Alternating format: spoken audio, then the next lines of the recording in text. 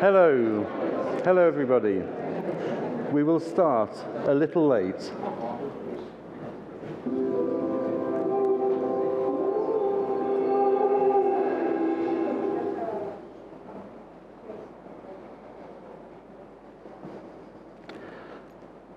Balance. There seems to be a crucial message for the Estonian presidency, and I think it's something that resonates with all of us here today. I am Christopher Stopes, and I'm proud to be the president of IFOAM EU Group. And I want to remind you all that this Congress is being live streamed on the web, direct from the internet capital of Europe, the country that brought you Skype, and how we value that.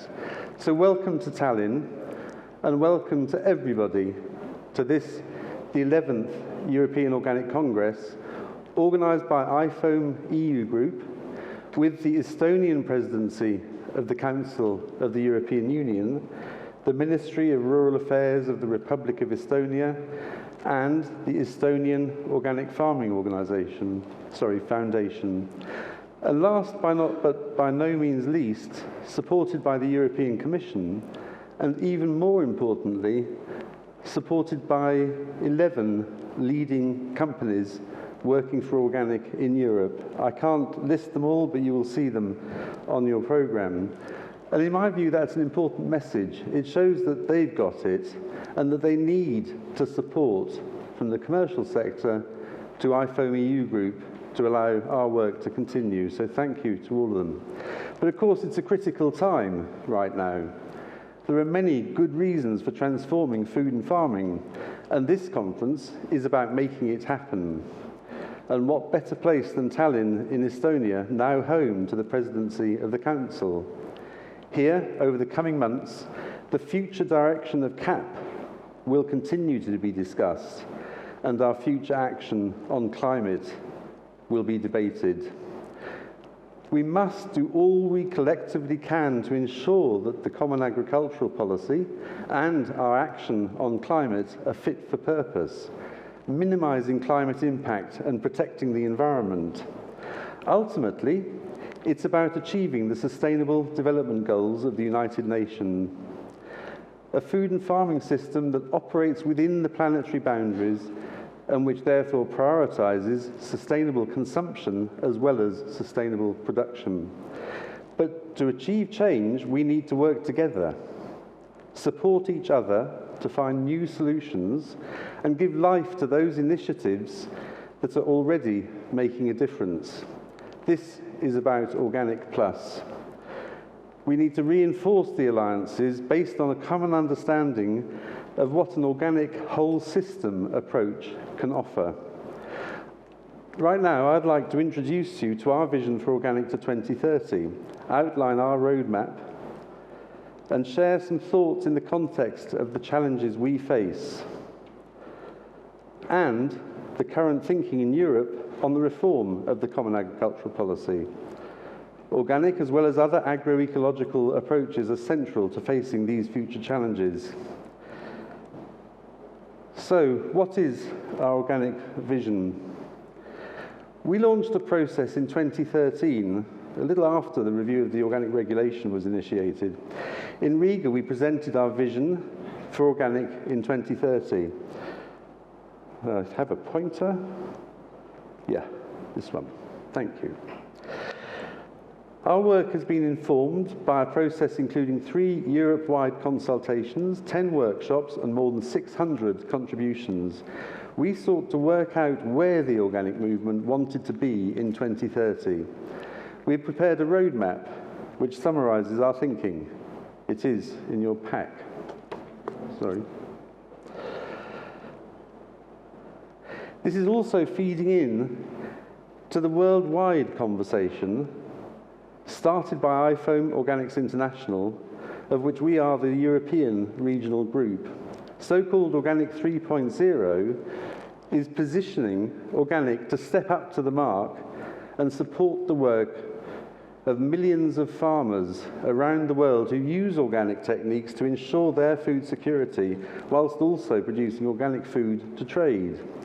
being gentle on the environment and being friendly to the climate. The key elements of our vision are organic on every table, improve, inspire and deliver, and finally fair play and fair pay. So what are our three strategic directions? We've identified them as organic on every table, improve, inspire and deliver, and fair play and fair pay.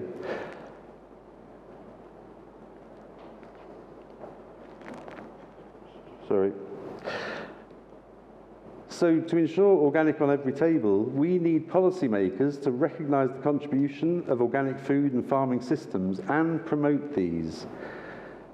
We need citizens to continue in ever-increasing numbers to choose and have access to high quality, in all senses, organic food. And that will mean that organic and agroecological practices are used, we hope, on more than half of European farmland. Now, to enable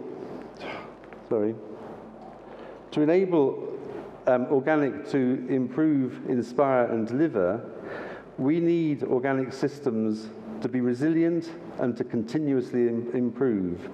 We need a paradigm shift in knowledge, education and learning. A paradigm shift that reconnects society with our food and our farming.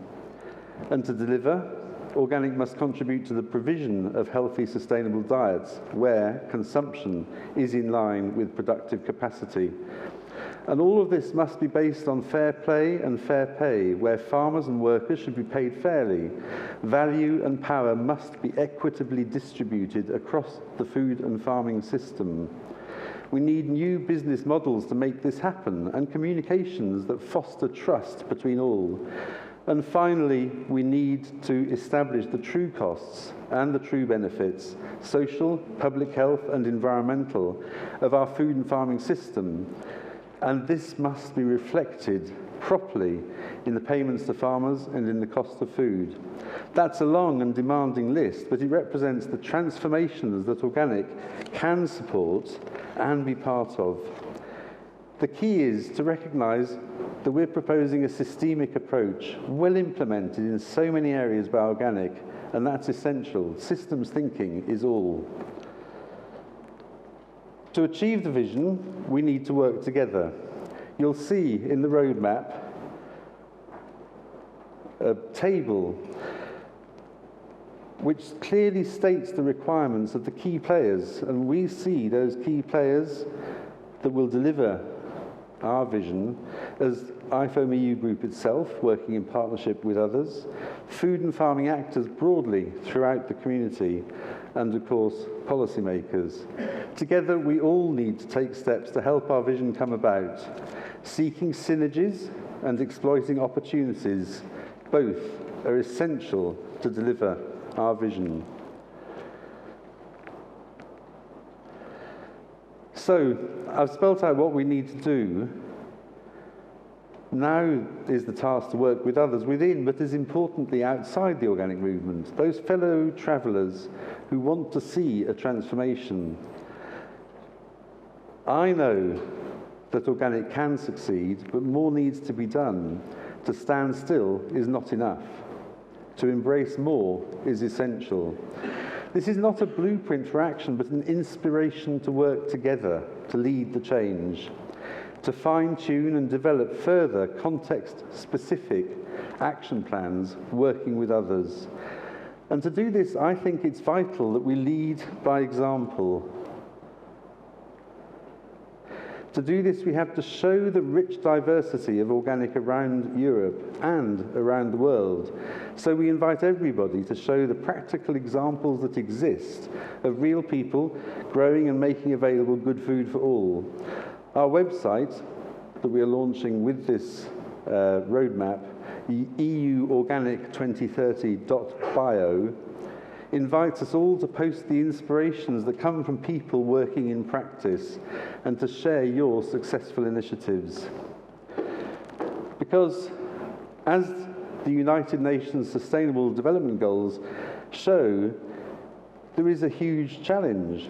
Together, I believe we can work towards making sure that our food and farming here in Europe and in our interdependent world is putting the vision into action.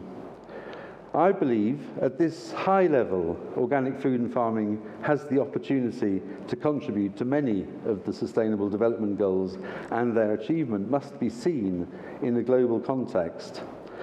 Organic is politically relevant.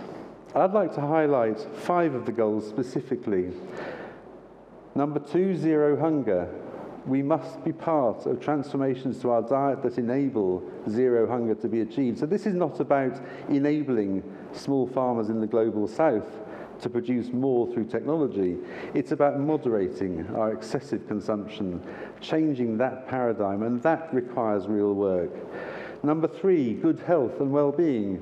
You can't have good health and well-being without good food, and that has been the cornerstone of the organic movement's position for many years. Decent work and economic growth. Although I would say we should moderate economic growth, there is no question that we must have decent work. And from that point of view, decent work means livelihoods on farms producing real food for real people. Number 12, responsible consumption and production. Easy to say, but in our bloated world, it is hard to achieve and it requires significant change. And finally, and perhaps most importantly, too late in the day perhaps, climate action is essential. And this requires a de-escalation of where we are at the moment. Now, the Paris Climate Agreement has confirmed the critical role that our food supply and the farming that creates it must play in climate action. There are huge socio-economic challenges as well, many of which centre on the need to protect the diversity and vitality of the rural economy.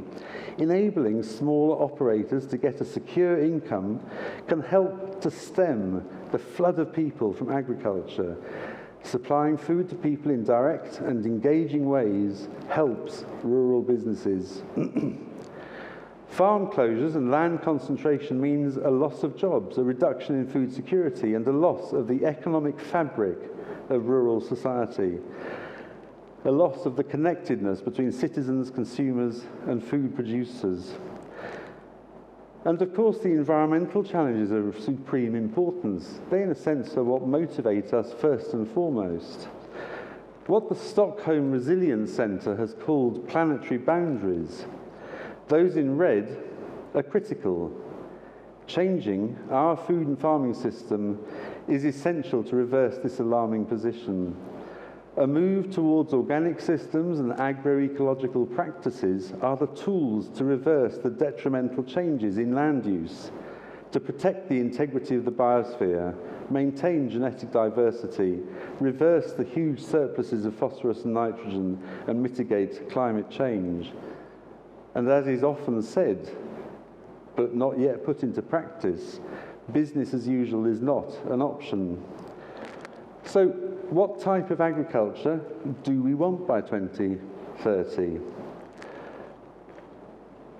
There are 2 models. There's further agro-industrial intensification. But can it really deliver healthy farms, people or planet? Is it enabling sustainable consumption in line with the productive capacity of our landscape? Unlikely, I would say. Or can we transition to agroecological intensification with giving full scope to the organic system? Look at the differences between these 2 photographs. And I'd like to give credit to Bioland in Germany for coming up with these rather lovely pictures that shows a landscape effectively devoid of people and animals and diversity, devoid of biodiversity, rivers potentially at risk of pollution from phosphorus and nitrogen. And I look at this picture where a network of trees and permanent agroecological infrastructure, if you like, is installed, where vibrant communities are working together to produce the food that we all need. Now, there is, at a European level, a vision for sustainability. Sustainability Now, this paper, was put forward by the European Commission's in-house think tank, the European Political Strategy Centre, the EPSC. The paper, drafted by Karl Falkenberg, who was the former senior advisor for sustainable development to the European Commission President Jean-Claude Juncker. Almost 1/4 of his report is about food and farming, and my reading of it made me have hope. Falkenberg acknowledges the achievement of reducing food costs, but recognises, and I quote, that this achievement has come with a price. He comprehensively catalogues a long list of problems, many of which I've touched on today, and you, I'm sure, are better aware of than me. Today, I hope I've shown that we can look to the organic systems to find solutions. As Falkenberg says, agriculture must put people, environment, and profit on an equal footing. This report has shown me that policymakers are now contemplating a radical rethink. But these ideas come at a time when pressures on European finances are at an all-time high. The future European finances post-2020, the multi-annual financial framework, will put the CAP expenditure under scrutiny, and so it should. 39%. Oh, sorry, wrong one. 39% here goes to sustainable growth and natural resources, and this includes agriculture, rural development, fisheries, and the environment. That's 39% of the total €1 trillion budget of the European Union. And it's here, I believe, that there has been really slow progress to change the way in which this money is spent. Perhaps now we have the chance to change that hugely. Bear in mind that almost 3/4 of the CAP budget is paid to farmers on the basis of the land area they manage. Nothing more than that. There is no conditionality. The greening requirements, in my view, were so watered down that they have done almost nothing more than to provide a green fig leaf. But that money at that level is needed, I sincerely believe, to help ensure that societal expectations are met. Sustainability must be at the heart of a truly common agricultural policy, and food and farming must deliver on the Sustainable Development Goals. So I return to our roadmap because I believe that these expectations are in line with our vision for organic by 2030, for food and farming in a clean and biodiverse environment with vibrant rural economies, providing climate-friendly food from high animal welfare systems, and crucially, to supply a diet where consumption matches the sustainable, productive capacity of our precious and beautiful landscape. So our ambition to ensure that organic and agroecological practices are employed on more than half of the European farmlands, and that organic contributes to delivering healthy and sustainable diets, and that the true cost, social, environmental, and public health, as well as the true benefits of farming, are reflected in the payments to farmers and the cost of food. We must move towards fully incentivising and rewarding public goods for public benefit. So we must break the CAP stalemate. Securing farm income should not be in competition with meeting society's expectations. There's another way, and this third way is organic and agroecological. More than 320,000 submissions were made to the Commission through their CAP consultation earlier in this year. The vast majority was submitted by citizens, and they revealed that a new deal is necessary between farmers and citizens. We need to ensure the delivery of public goods and ensure fair farm incomes and rewarding work. Organic is a market-led initiative that can support this ambition.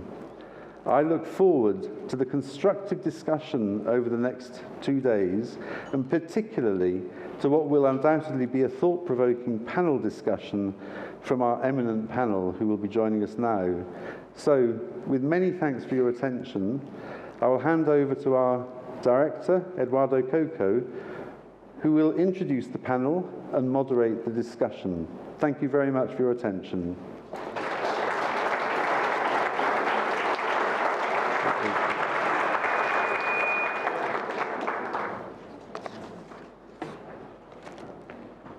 Hello, ladies and gentlemen. Welcome again. I'm Eduardo Coco, the director of IFOAM EU. It's an honor for me today to moderate this open plenary. Sustainability now, European vision for sustainability in agriculture. I'm honored, I'm a bit excited as well. Microphone is not Can you hear me now? Is it better? No. No. Is it better now? No. No. Sound check. Sound check, 1, 2, 3. My phone.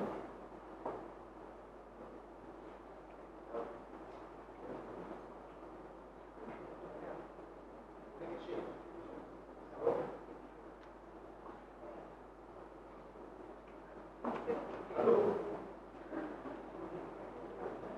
Hello?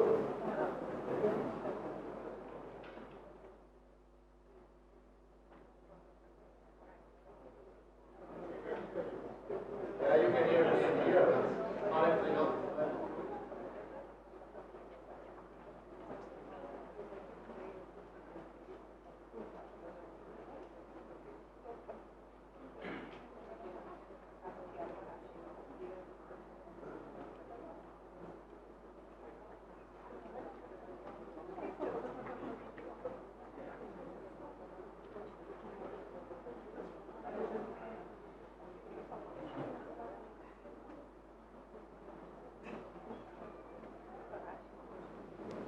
Sound check. Oh, wow. Now you can hear me. I can feel it. Okay. So, as I said, I'm Eduardo Coco. I'm the director of IFOAM EU Group, and I'm a bit excited. I'm very honored to be here moderating this session today. That's our opening plenary, and we wanted to title it as the study presented by Christopher, Sustainability Now, a European Vision for Sustainability in Agriculture. So during this session, it will last more or less 1.5 hours. I will do my best to facilitate very interesting speakers that we invited and to involve you. So it will be an interactive session. So just start thinking about the question you want to ask to the audience, because you will have the chance to do so. We will discuss the role of European agriculture in reaching the goals set out in the Paris Climate Agreement, as well in the UN Sustainable Development Goals. We have an illustrator with us, Harley Hassel. She is here in my back. So she's taking notes in a very nice way. So she will take kind of cartoonist notes of the conference that will be available in the end to report about the different sessions we are having. And now I think it's time for me to start inviting the speakers on the floor. We have 6 speakers, 3 from a policy perspective, 3 from a stakeholder perspective, that will help us in understanding if we need a new deal and which kind of deal we might need between farmer and citizen in order to ensure fair farm income and delivery of public goods demanded by society. So I have a few notes to introduce them. So I would like to invite at first Thomas Kevai. Please, Thomas, you can take a seat here. Thomas is the Deputy Secretary General for Food Safety, Research and Development of the Ministry of Rural Affairs in Estonia. If you can give an applause to Thomas, please. Then I would like to ask Pekka Pessonen, Secretary General of Copa Cogeca, to come to the stage as well. Please, Pekka, you can sit here with me. Oops. Then we have Jeremy Watts, Secretary General of the European Environmental Bureau, the largest network of environment citizen organizations. Please, Jeremy, if you take the seat. Flavio Coturni, since 1994 in the European Commission, DG Agri, and now head of the unit on agricultural policy, analysis and perspective of DG Agri. Please, Flavio, welcome. Then I would like to invite our Vice President and President of Bioland, Jan Plagge. Please, Jan, take a seat. Last but not less important, we keep the best for the hand, as we say in Italy. Elisabeth Beck-Tiemann, I hope I pronounce it well. Very good. State Secretary of the Swedish government, Swedish Ministry for Rural Affairs. Right. Welcome. Thank you.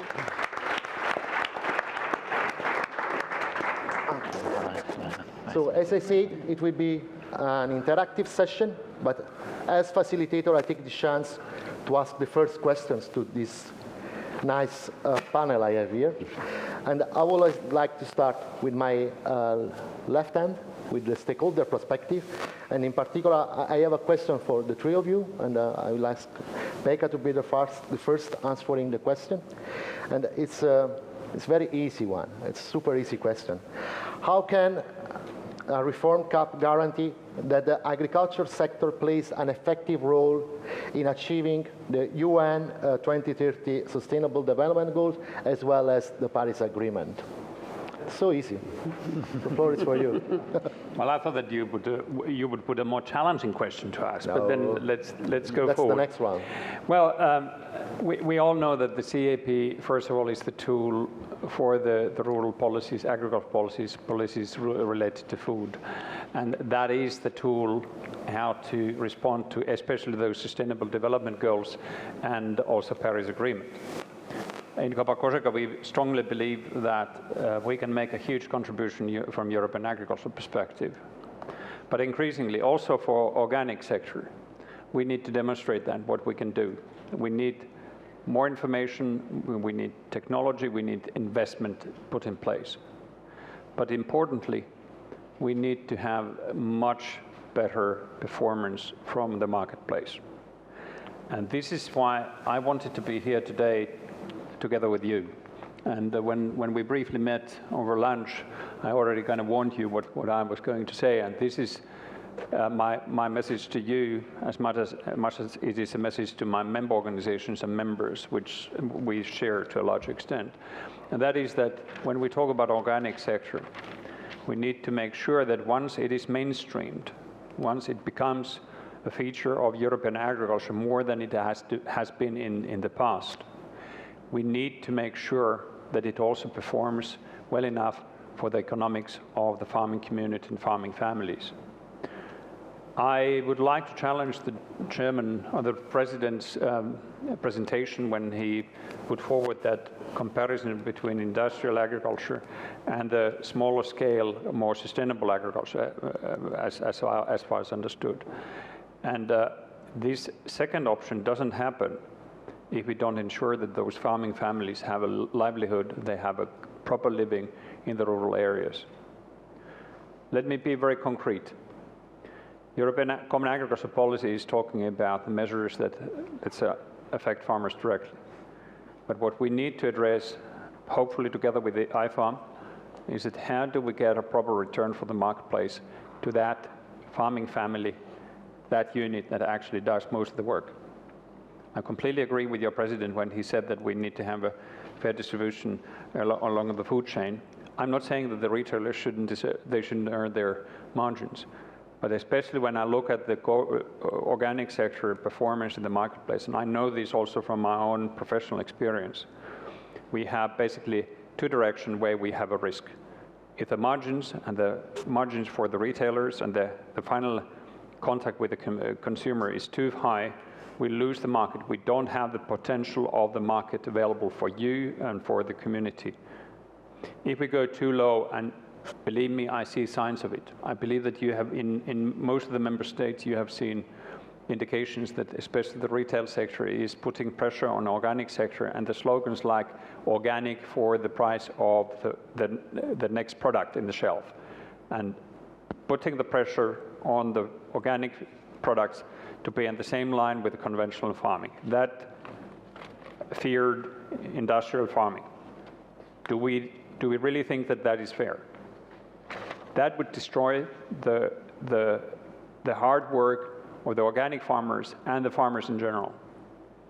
So my short message to you is that within the CAP framework, which is the toolbox for us, we must ensure that while you will be mainstreamed in organic sector, that performance, especially when it comes to the margins, will be maintained, and you make a difference when it comes to the livelihoods of the farming families.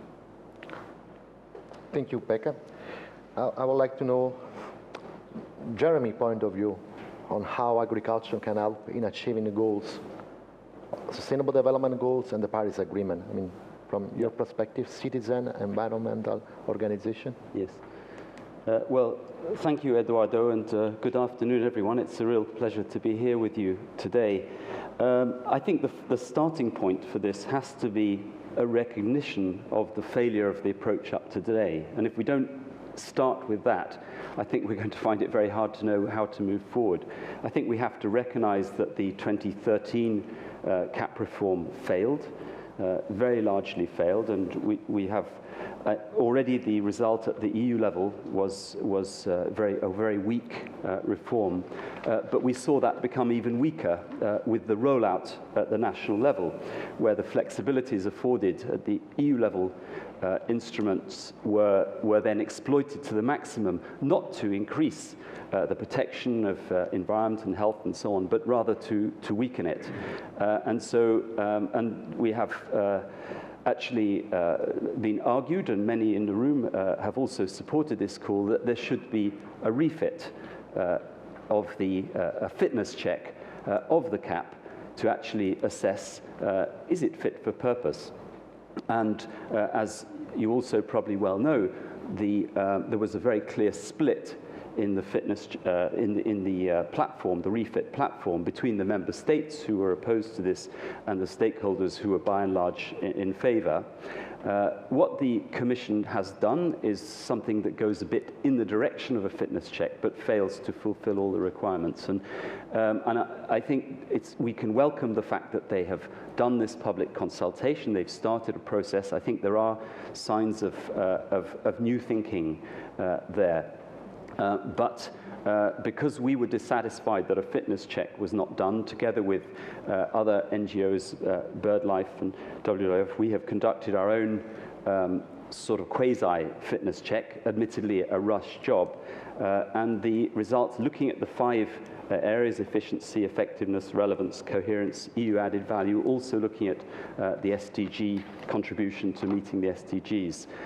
And the result is very clear that while there have been some limited successes in some areas, overall it's extremely inefficient as an instrument. And I'm not just talking about the environment, although in particular in the environment, but in other areas as well. So I think we have to recognize that the approach has not worked. We feel that the two-pillar approach has failed. Some of the gains that were achieved through the second pillar, rural development, were being undermined through the first pillar. And I mean, you know, such a low bar is set for the handing out of money. I mean, we all rallied around this slogan of public money for public goods, didn't we?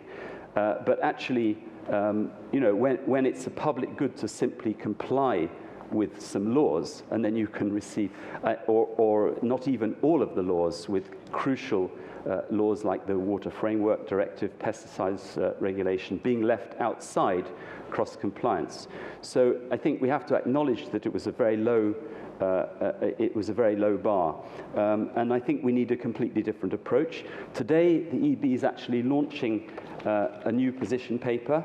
I've got a paper printout, but you can find it on our website. And what we propose here, I know you don't want each intervention to be too long, so I can stop at this point, but we're proposing basically to get rid of the two-pillar approach and to have a 4-instrument approach. 4 instruments covering nature, biodiversity, first of all, and I can elaborate on each of these later if there's time, food, as another, people and especially farmers as a third.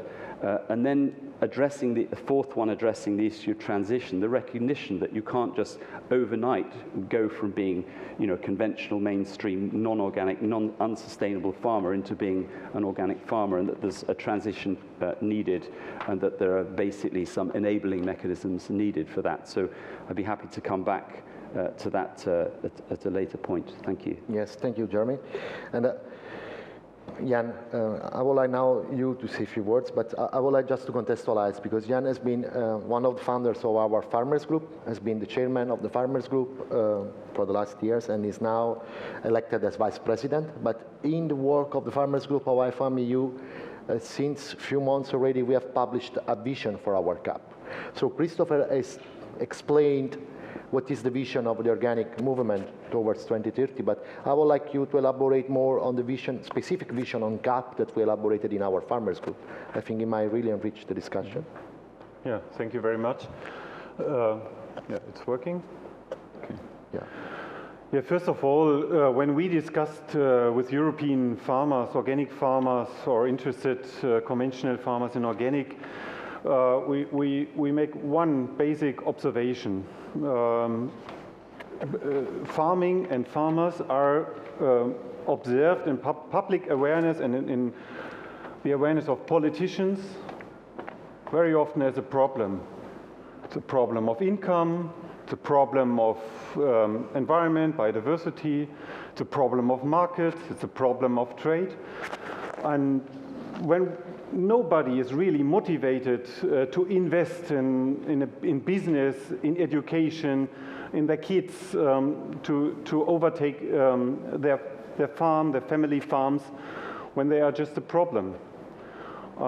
In Germany, the main discussion is in future of farming is more or less a feeling of frustration, even if the farmers grow, they get more land, they intensify, they made a lot of investments, but they are observed as a problem. And when you ask first the question, what can be done in agriculture policy to step out, is first not to be the problem, but to deliver or to offer to the society and to the politics to be a solution. And that was our discussion over the last 2.5 years. How can we be not only organic, we always discussed as farming as a whole, this farming community as a whole all over Europe, how can we be a solution for the sustainable development goals, and how can we deliver the expectations of our citizens who start to live more and more in growing cities? What do they expect? What picture do they have from farming, and what is realistic to have a farm income? And what we have learned, or what I have learned as farmer and advisor, is the market is following the offers, and it's not the opposite. So if you don't make an offer, you don't get an income. That's new economy, it's internet, it's everywhere in business. You first must make a good offer, and then you get a reward on it. And you have to be innovative all the time of your business life. So this was more or less our basic way of thinking when we discussed our approach. And then we ended up in saying, we offer the society both. We need to live from an income for a fair price producing food, organic food or non-certified organic food, but on the same side we have to deliver public goods. And for the public goods there's no existing functioning market. So I think this is what we wanted to discuss with our colleagues from Copa Cochega, from all other, from the whole farming and food chain community, that we first accept that we have not a functioning market for the public goods you just mentioned, and everybody is asking farmers to deliver more and more and more. Because if you want to deliver more and more and more, it costs more and more. And that is part of the fair game. we have to say, the society, if you want more biodiversity, if you want fresh and clean and regional food, and etc., it produces cost, and it needs a fair income for the farmers. So that was the basic way of thinking, and we don't want to have more controversy between citizens, politicians, and farmers. So we want more solutions.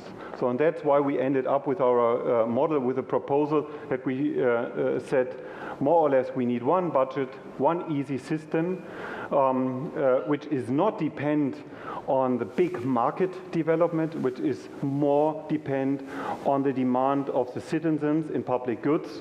And this is different in Estonia or in Spain, in Greece or in Germany. So what is expected to deliver adapted sustainability goals, or delivering goods for biodiversity or clean water, that is a very decentral and regional question which has to be solved by member states. So there we need more flexibility to adapt this to delivering public goods. So far, 2 pillars of income, a fair price for good food, and a fair price, not just to say we pay for your additional cost or your lost income like it is today. This is a wrong approach. So tomorrow in a new CAP, we have to get a fair price for delivering public goods as well as for delivering good food. Thank you, Jan. Thank you, Jan. Thank you for your elaboration. In the meantime, I welcome Jan Mas from the Young Farmer Association. Is the new elected president of Young Farmer Association, who has joined us, and I give you the possibility also to get involved in the discussion soon. But first, I would like to move on my right hand with our so-called policymakers, as we identified you. And I also have a question for you, but I also guess you are all coming from the Informal Council of Ministries that was just finished probably. So I would like to answer this question, but also elaborate a little bit about it, considering the outcome of the discussion you had this morning. My question is about the transition towards more sustainable food system.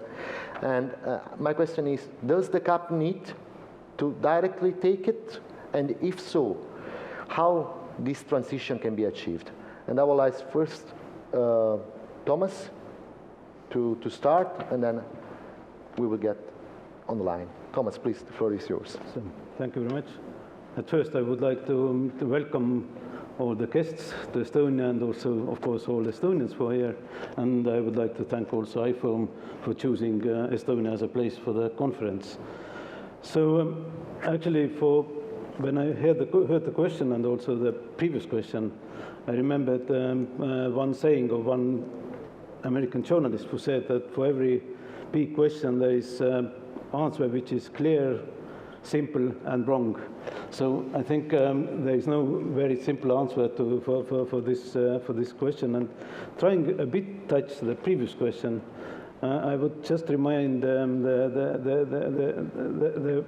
state of the CAP where we are now, because when we are thinking about the 2004 reform, then what was the main part of the 2004 reform was actually more or less losing of the market price support. And that wasn't so visible then, because all the policymakers were talking about increased need for the food, the increase of the population, etc. So it seemed that there is a endless market for the food, and there is an endless requirement to produce more and more food. But what we have seen during the last some years is that the market is extremely volatile, and farmers can lose their income very rapidly. So, and that's one of the questions which probably, at least from the point of view of the farmers, will be in the focus for the future reform. So just because they remember what happened 2 or 3 years ago on the milk market, or what has happened in other markets as well. So another big challenge, I think, for the farming is of course the agreement that was made in the Paris. It's not that it's a big challenge to cope with with the new, let's say, restrictions put by the LULUCF. So I think we have to find a way in the common agricultural policy to help farmers to cope with those new, let's say, new challenges, and also to find a way how to produce as much as market demands, but also following the environmental environmental rules, etc. And of course, organic farming is probably one of the solution among others to meet those goals. So that's just very briefly my intervention today. Thank you, Thomas. Welcome, Flavio, and maybe you can give us some answer as well about this question. Does the CAP really needs to tackle directly this transition challenge? If so, how we can achieve this, also in view of the new reform? Thank you. Thank you for inviting me. And yeah, I don't know if I can give you answers, or, but I certainly give you my take on that. I think we've gone a long way in terms of addressing environmental concerns with the CAP. And the setup we have today in the CAP, I think, is evidence of the long way we've been doing over decades to get there. The last reform certainly introduced some interesting concepts, ideas, obligations. To a certain extent, these have been watered down during the negotiation process. The Commission was much more ambitious when it presented the proposal than it was watered down during the process. But still, I wouldn't be so negative on the so-called greening, which is the new element in terms of environmental ambition, which the new reform brought about in 2013. For two reasons: because there is a huge potential which has been introduced into the CAP. 75% of the land is covered by the greening obligation. So that's a huge potential which we have to use wisely in the future. And secondly, because there are some areas which have contributed positively. If you think of certain areas of Europe where huge monoculture was carried out, and these had to be turned into crop diversification, and there has been the implementation of certain obligations which have favored actually the soil sustainability and the management of resources. So I think we have to build on that now, looking at the future. And precisely to answer your question, yes, we have to smoothen the transition towards a more environmental friendly CAP. The fact that we have gone so far in terms of addressing environmental and climatic challenges is not satisfactory. It doesn't mean that we shouldn't do more. We should do more. This is something which came out very strongly in the last public consultation, which was closed. And now, if you look at the replies of the public consultation, and many thousands of people and farmers and non-farmers have actually contributed to this consultation on what was the vision about the future of CAP. There is one thing on which farmers and citizens agree, and I would like to underline farmers as well.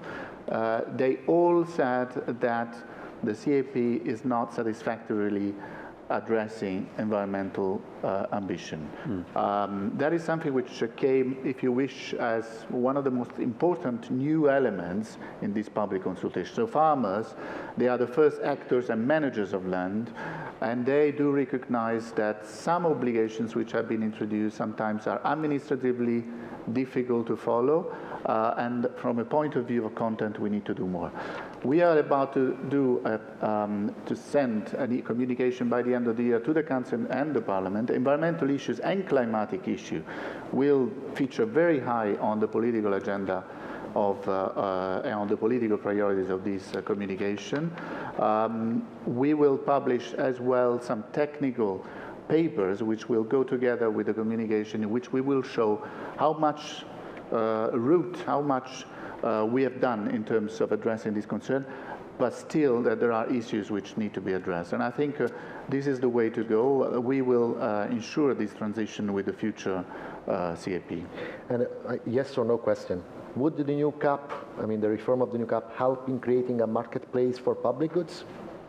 I think it will. I mean, to the extent that we can address, as I said, this ambition in terms of environmental and climatic challenges, I think the reply is yes. It's in the interest of all stakeholders, farmers, citizens, consumers, etc., and across the whole supply chain, all the actors of the supply chain, to make sure that we have a more sustainable future, more sustainability in terms of economic sustainability. I take it from what has been said a moment ago by Pekka. We need a fair return for farmers, sustainability in terms of environment, and social sustainability, because there is no sustainability in terms of economic sustainability without social sustainability as well. I think we have to address the three together. Thank you, Flavio. And I would like to move to Elisabeth. And I mean, as far as I know, Sweden is performing dramatically well when it's about organic food and farming. And I'm wondering if the CAP has played a role, and how you see the future of the next reform, if we should really use the next reform to start this transition, and how we can do so. Okay, first of all, thank you very much for inviting me here. It's a great pleasure to be part of this very important discussion, and it's very stimulating to hear the other delegates here in the plenary as well. For the moment, or for the last couple of years, we have a great organic trend in Sweden, a great demand from the consumers, and it's growing every year. So I think we have a very interesting momentum, a great opportunity here to speed up sort of the transition. And when it comes to the common agricultural policy, I already believe that it plays a vital role in contributing to the goals of the Agenda 2030 and also to the Paris Climate Agreement. But for the future, we need to increase this deliverance in this regard. And I think a greater share of the support within the agriculture policy should be targeted to actions and to farmers that contribute to public goods. And from a Swedish perspective, we believe it can be achieved if we give higher priority to the various measures in the rural development program, if we move focus and maybe some budget means as well from Pillar 1 to Pillar 2. And also what has already been said here earlier, it's also important to increase the effectiveness of the policy. We need to strengthen the competitiveness and income of European farmers, and also the fulfillment of the environmental goals. And as I said, I think a higher share of the budget for the second pillar should be dedicated to targeted climate and environmental measures. For example, to increase biodiversity in agricultural landscapes. And then also measures for innovation, new technology and knowledge transfer. They are also important to make agriculture more resource efficient, and also to enhance the environmental performance. And in Sweden, programs to increase knowledge on nutrition deficiency have proven to be very effective to reduce the nitrogen surplus in agriculture, and also very cost efficient. And for the Swedish situation, we also use the rural development program for knowledge transfer, and specifically targeting challenges that face the organic production. Thank you, Elisabeth. And Thomas, you wanted to make a remark? Just a small remark, yes. So I think one of the core elements of the future of the CAP is a ratio between first and second pillar. Of course, greening was a step for the right direction. And, it's my personal understanding as an agronomist, when in the beginning of discussion about the greening, we were talking about crop rotation. Then finally we got crop diversification, which is from the agronomical point of view, to be honest, not very effective way. So it's completely different thing. So but of course I understand the legal explanation why crop rotation was replaced with diversification, because it's an annual payment, etc. But I think we will have much more flexibility, and also much bigger possibilities to target really our goals if we use the money more on the second pillar. But there is a problem with the second pillar, and the main problem is actually the bureaucracy, which is related to the second pillar. It's much more easier to administrate and, of course, also to apply first pillar. It's direct payments, you have the hectares, you fulfill the cross-compliance requirements, and you get the money, principally. Of course, the greening, sorry, also. But the second pillar is extremely complicated. And I think we have to really take steps to make it easier, not the requirements, but the administration for the farmers, but also for the administrative bodies, because otherwise the second pillar is considered as a kind of the burden for the administration and burden for the farmer. But of course, there is an answer, not the burden. And of course, I can agree with my colleagues that the second pillar can be and should be more used for the transfer of the knowledge and also innovation, etc. So thank you. Thank you, Thomas. And having Jan in the room, I mean, if you maybe you can you need a microphone. Do we have an ice cream, so-called ice cream? Some water. So Jan, again, welcome. Welcome to our Congress. And I know that you are passing here by chance as you were in the informal council. And I would like, first of all, an applause for Jan that has arrived. If you can stand up so the people can see you. You're representing European young farmers. And I'm wondering if the young farmers have recognized their responsibility in managing a farm, managing the risk of having a farm, and if the CAP is providing the right tools to face this risk. I know that risk management was one of the main topic of the informal council today.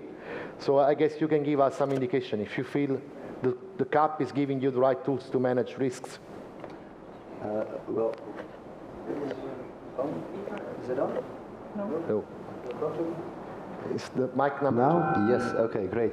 Well, first of all, thank you for giving me the chance to address all of you here on an organic conference, which is not only becoming a bigger and bigger part of our production, it's also becoming a bigger and bigger part of our consumption. So it's an important and more important area of our sector. On your question, indeed, it's one of the things that we highlighted also this morning. We were very glad that the informal council had put forward the subject of risk management. Because it's a very important one. I have heard some of the panelists mention the climate change. That's an environmental risk which is increasing the longer we go. There I would like to add that in the past few years we have seen that the discussion is with all rights focusing on how to attack and tackle the climate change that we are enduring. A very important part. But let's not forget that even if we are succeeding in the goals put forward by the Paris Agreement, and we can keep the change under a change of 2 degrees Celsius, we will still see horrific changes and tremendous changes throughout the European agricultural landscapes. So we also have to think about adapting ourselves, our farms, and our policy to that. But risk management, of course, is also very much focused on the economical risks that we take as farmers. And there we have seen, certainly in the past years, where we had a huge crisis in a lot of agricultural sectors, we have seen that the policy was not sufficient. So we absolutely ask for some adoptions in the policy to provide some more direct tools which young farmers, but also less young farmers, can use themselves on their own farms, in their own capacity, on their own best interests, different tools that they can address in different productions that they have. So we don't believe in a one-size-fits-all solution concerning the CAP and concerning supporting farmers. We believe that the CAP should be there for all active professional farmers, but we have to make sure that we provide a huge palette on which everybody can choose in its own best capacity. Thank you, Jan. Thank you for the contribution. Keep the microphone and feel free to intervene if you want, because I would like to open the floor now to the audience. As I said, it's supposed to be an interactive session, so I would like really to start this interaction. And I will collect a few questions for you, and then I will give the possibility to the panelists to answer your question. And I need a brave person. It's over there. I can recognize. If you can stand up, say your name and where you come from. Hello, David Permort. I am a farmer in South France. I have a remark and questions about the CAP. And on the last CAP reform, it was a question about one or two pillars. And I just want to say in France now, it's almost only 2 years, since 2 years, we don't have any more money of the second pillar. It means, you know, all the organic sector and other sectors too are not paid, or some are not paid. And it's not acceptable. And I will be interesting to know if it's the same problem in other countries in Europe. Thank you. Thank you, David. I will keep the question, and I want to collect 2 more questions maybe, and then we go to the panelists. Who is the next raising the hand? Don't be shy, please. We have plenty of microphone. We need brave people. You were not provocative enough. I was not provocative enough, that's true. Maybe we weren't. So maybe I will ask then first, Elisabeth, maybe you can say if there is this problem in Sweden regarding direct payment on the second pillar. Sorry. Okay. Yeah, I don't think as I understand you, as I understand the question and the situation in France, I don't think we have the same situation in Sweden. We have a lot of measures, of course, within Pillar 2, and for some of these measures, some of these tools, the money is no longer there. So for the moment, we're trying to make the best out of the situation and try to take money from measures that aren't that popular or that interesting to the farmers and put them into the more demanded and after-thought measures. So on the whole, I think the situation is better, so to speak, in Sweden than compared to what I understand the situation in France from you. Thank you. I don't know if Flavio wants to add, or Thomas, please. Thomas, please. Yeah, thank you. So in Estonia, we try to make a few financial planning so that we foresaw a small growth in the organic farming sector as well. And of course, if there is a growth in the sector, it requires more and more money. But already during the planning stage, we saw that there will be probably faster growth in the sector than we have money. So we are a bit tight in the money, but of course we still have reserved some money so we can pay at least till the end of this programming period, the organic farming support. But it is a problem that there is not enough money to fulfill all the needs in the second pillar. It's farm modernization, let's say diversification, knowledge transfer, etc. So it is a problem, but I hope that we have had more or less sensible financial planning and we can manage with the money.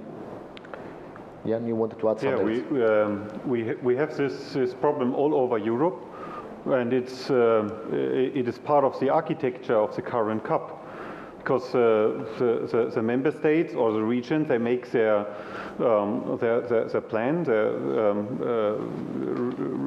their development plans and their programming with budgets, and they must hope that not too many farmers want to deliver more public goods, because when you have too many farmers delivering more public goods, then you're running out of money. That's the current system, and that is not addressing the future challenges.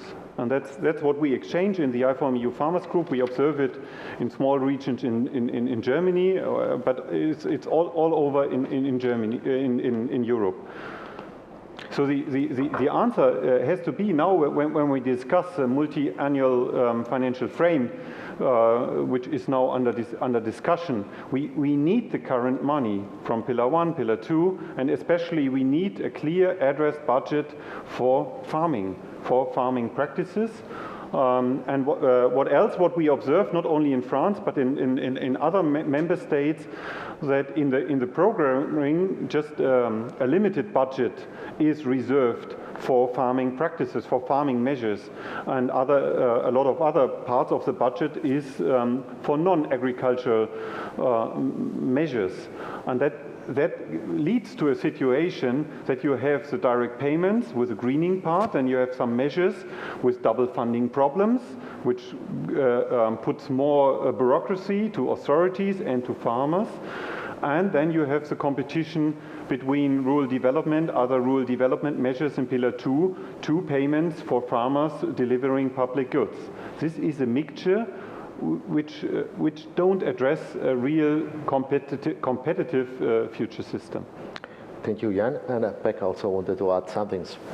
Well, we have to accept the fact that already in the current financial framework period, European Union agricultural expenditure will go down by 11% in real terms.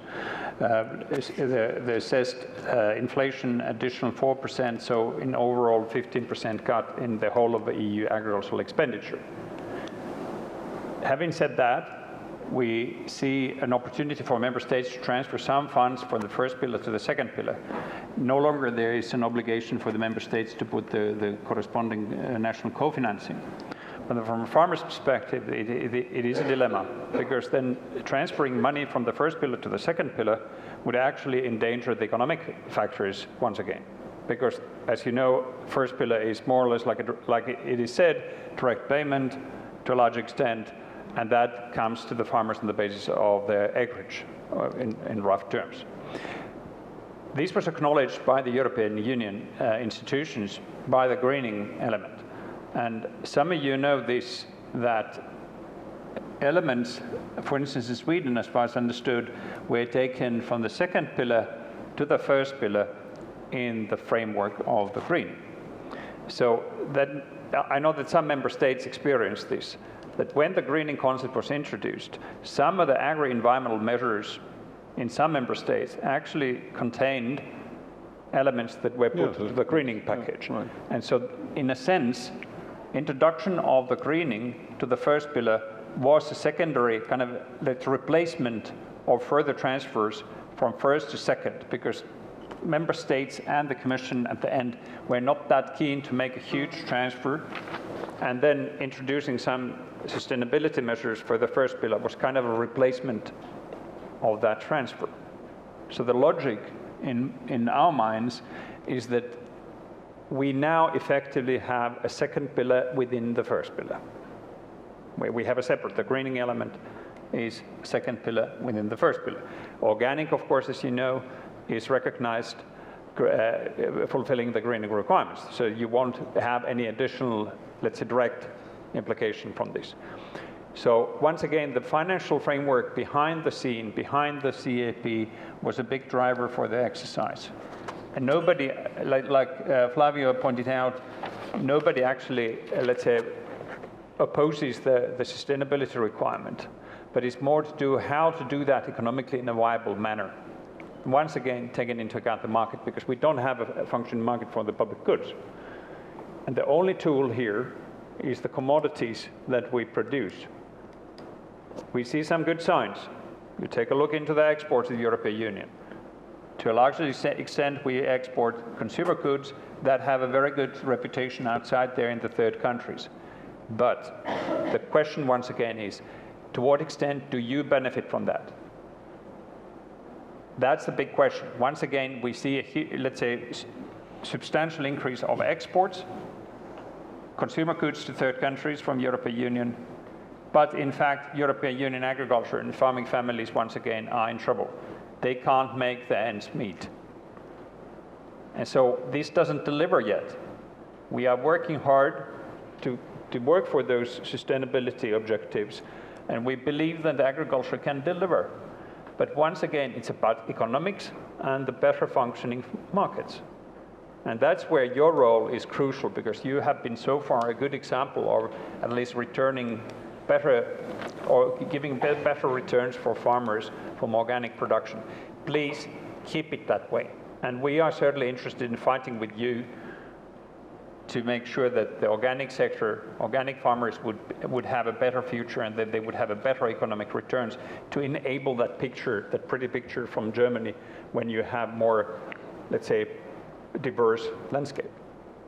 So, but please take into account that behind the CAP structures, we have very realistic, very clear economic financial factors from the member states, and I think both Sweden and Estonian government would recognize this because we followed this discussion in the last reform very closely.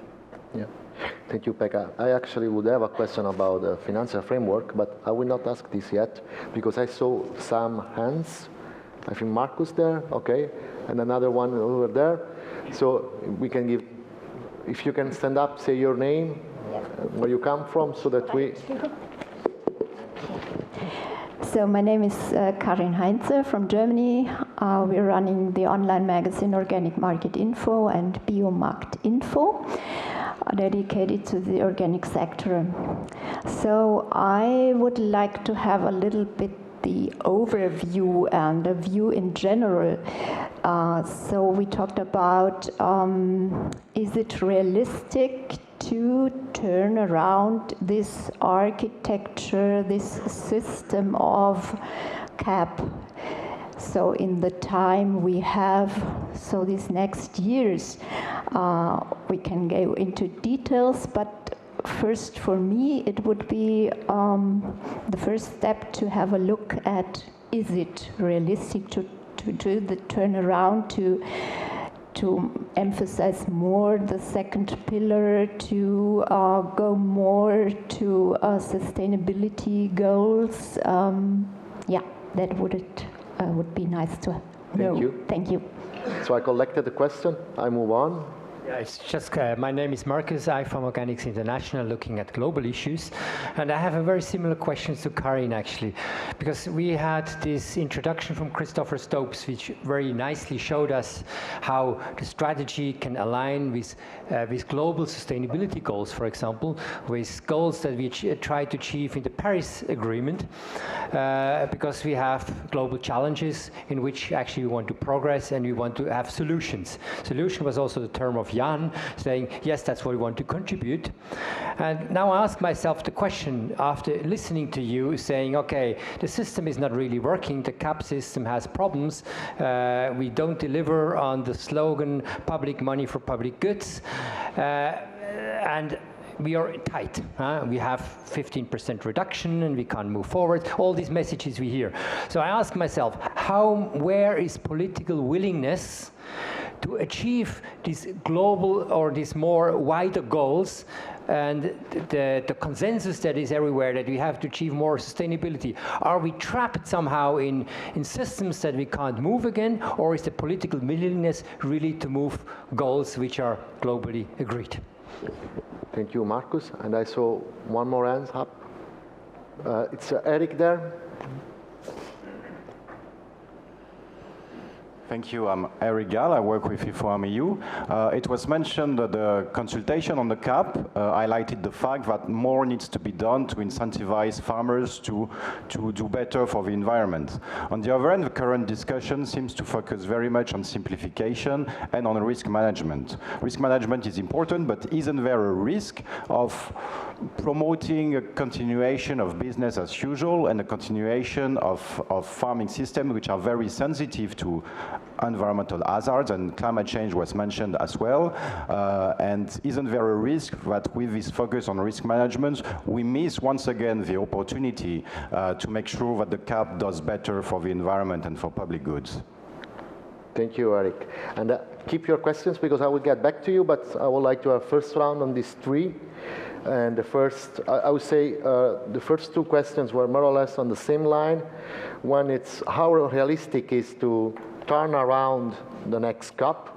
That was the question, if I can rephrase it. The second one is how, if politically, are we willing politically to do that? So that's just for me, it's kind of same question. If is it realistic, if there is willingness to do that. And I would like to start from Elizabeth, if you don't mind. Okay, thank you. Is the microphone on? Yeah. Thank you very much for the questions. These are really fundamental questions and obviously not easy to answer. But I think we have a historical moment here with the Paris Climate Agreement, the SDGs, and I think the whole system with all the new sustainability goals and all the agreements that we have can serve as something that can stimulate us and make sure that we are more creative when we design new systems. And I think from a political point of view, we as politicians, being part of the political system, we sort of owe it to the voters, to the citizens, to really be responsible here and try to do our best. And then we know out of historical experience that it's not easy to change a system as CAP. But on a European level, that's the system and that's the toolbox that we have. That's what we can work with.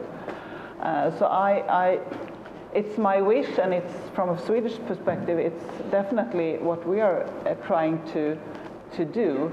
And as I said earlier, our ambition is really to try to focus on Pillar 2 and try to develop measures and incentives in order to really target the measures to be able to address the challenges that we are facing. So realistic, well, we need to be pragmatic, and we know it's a hard, tough system to change.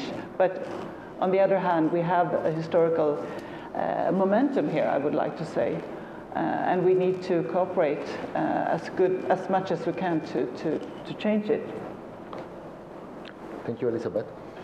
You want to add something, Flavio? Yes, indeed, the first two questions are strictly related, or maybe they can be considered as the same question. And I'd like to actually a little bit push back this skepticism which lies behind this question, which I read it the way, I mean, if I should translate this question to a more layman languages, but you're not going to make it in any case. So this is not realistic. This is words. No, I don't think this is fair. If you go back actually to consistently, well, I'm not a politician myself, but my commissioner is a politician, and I can tell you, if you look at the speeches my commissioner has been making the last 2 years, you consistently see that there are 3 areas in which we will need to look at in the future of the CAP. One is resilience of farmers to address market crisis and to make sure that risk management is done in a way which is comprehensive, so that returns for farmers are fair even in time of turbulence. That's a big challenge. That's the discussion we had today, but this is only a discussion we had today, but we have been discussing this for 2 years, and we need to look at that in a comprehensive way. So risk management is not only the toolkit you have in rural development, it's also the way farmers diversify their activity, the way they cooperate between themselves. By cooperating, they can get access to services like precision agriculture, which is extremely important in terms of productivity, in terms of profitability, and in terms of environmental viability. Second point is precisely the environmental viability, and you consistently see, if you look back again, the common feature along all the speeches, but the intervention is being making, and we have been supporting these, is from an environmental and climatic point of view, this is not enough. Now, we've done a lot, but all the parameters and indicators, and we will be publishing these by the end of the year together with the communication, show that we have done a lot in terms, for example, of emissions. In the last 25 years, we have reduced emission, and that also thanks to the CAP, not only the CAP, but also thanks to the CAP by 21%. Now, this is a lot, but if you look at the projection in the future, then we're not going to gain much in terms of reducing emission. We will, according to the best estimate, reduce emissions only by 2.3% by 2030. This is not satisfactory. This is not satisfactory because we have the Paris Agreement, we have to do more, so we need to find resources actually to address this question. And thirdly, there is the question of generational renewal. of access to investment, access to capital, access to land, and this comes the question of young generation. We are the representation number one here with SEJA, and they know very well that access to land and access to capital are two main obstacles from the young generation to enter into the sector. We need to look at that if we want to keep the environmental sustainability of the CAP for the future, and if we want actually to contribute to the jobs and growth priority of Juncker. So these three themes come very closely, and I would say we are working on that. We will be putting now realistically what can be done is certainly something which will need to be looked at also in the context of the financial discussion. That's a key issue, because if the question is the financial minister, if they want to draw money away from the CAP to do something else in areas where the EU value added is much less important, then I don't think that we would be doing a great job for the future, not only of the CAP, but also for the future of the EU, because we would be detracting from a policy which has a clear EU value added in terms of EU integration to move money away on areas where precisely EU value added is much less. So we need to be careful in this discussion, but we need to follow it very, very closely. Okay. And before I give the floor to another speaker, just to complete your answer, is this current discussion on risk management and simplification going to obstacles, let's say, the aim of the people who answered the public consultation? Is it going hand in hand? How we will deal with this? Because, I mean, I understood from your words that the public consultation has given a clear indication of where the citizen would like to see the new CAP. The discussion now is on risk management and simplification. I'm wondering if the two things will converge at a certain point. It's part of the same discussion. There is no one single objective for the future. We need to address, we need to improve the resilience of farmers. So we need to look at the instruments we have today comprehensively, as I said, because there is not only the single toolkit in rural development through crop insurance and income stabilization tool and so on and so forth, but there are measures also which go beyond the toolkit, and we need to look at that in a comprehensive way. At the same time, and not exclusively, so they are not mutually exclusive, we need to make sure that we need to improve the environmental sustainability of the CAP tools. Then how we do it, that's precisely the discussion we are having, and this is the discussion about the different policy tools we have: cross-compliance, we have greening, we have the more ambitious agri-environmental measures in the second pillar. So we need to look at these three big blocks and to look together which one are the most efficient, which can be improved, and how. So that's part of the discussion we need. But this is not mutually exclusive, so we need to go ahead. There is not one single objective which will detract from the other objectives. We need to address them all. Thank you, Flavio. And do the stakeholders have the willingness to do so, to reform and to change realistically the CAP? Jeremy. Well, of course, that's what we're calling for all the time. I mean, if I can sort of work backwards through the questions, I think the question on risk management was an excellent one, and I think the suggestion or the concern that seemed to lie behind that question we absolutely share. I think there is a risk that risk management, if handled in the wrong way, can kind of facilitate the continuation of unsustainable farming practices. And so I think the whole topic of risk management has to be approached in a way that doesn't do that. And that's not to kind of, say we shouldn't have risk management. It's to say, well, we have to look at risk management in the context and alongside the issue of resilience, and make sure that we are supporting inherently resilient forms of farming, sustainable farming, and not sort of having a risk management plan that basically is a big underwriting scheme for unsustainable agriculture. That's my comment on the last question. The other questions, which I could take together, I mean, is it realistic to reform the architecture in such a short time? I mean, I think that the question even behind that, which has been touched on by a few people, is the issue about the quantity, about the amount of funding for a future CAP post-2020. Because the context, as has been said, is that we're looking at a substantial reduction in the overall budget. And there's going to be a kind of a knife fight going on for how that's going to be carved up. And, I think one of the questions facing everybody in this room is, what is the best chance for getting a sizable part of the budget going to support sustainable agriculture? And I think, what happened last time And this goes to the issue of sequencing. What happened last time is that there was a discussion about a greening of the cap, where many of the stakeholders sitting around here could agree in principle, yes, we support a greened cap. And therefore, we support a sizable part of the budget going to that. And then what happened is that the quantity was agreed on before the conditions. And as soon as the quantity was agreed on, then those stakeholders who were less interested in the greening could say, well, you know, we've got our quantity locked up, we're not so interested to discuss greening. Or, well, we didn't really mean greening, we meant kind of grey greening. And that was the problem that we had. And this is now we're trying to face this issue with open eyes and not fall into the same problem again. And this is why we have asked for a fitness check. We haven't got a fitness check. We will have a communication from the Commission, which we hope will set out what the future greening elements would be. And we will want to see the heads of government, when they adopt the budget, we will want to see them sign up to those greening elements and not leave that to be something that gets sorted out later. Otherwise, I think it's going to be very difficult for us to support a figure without knowing what that figure is for. I realize that might be a bit controversial in this room, but I think we have to link the two things strictly together to make sure that we really are talking about public money for public goods, because I maintain that that is not what we have now with the present cap. And if you look at the study, look at one of the three kind of greening elements of the current cap, which is the EFAs.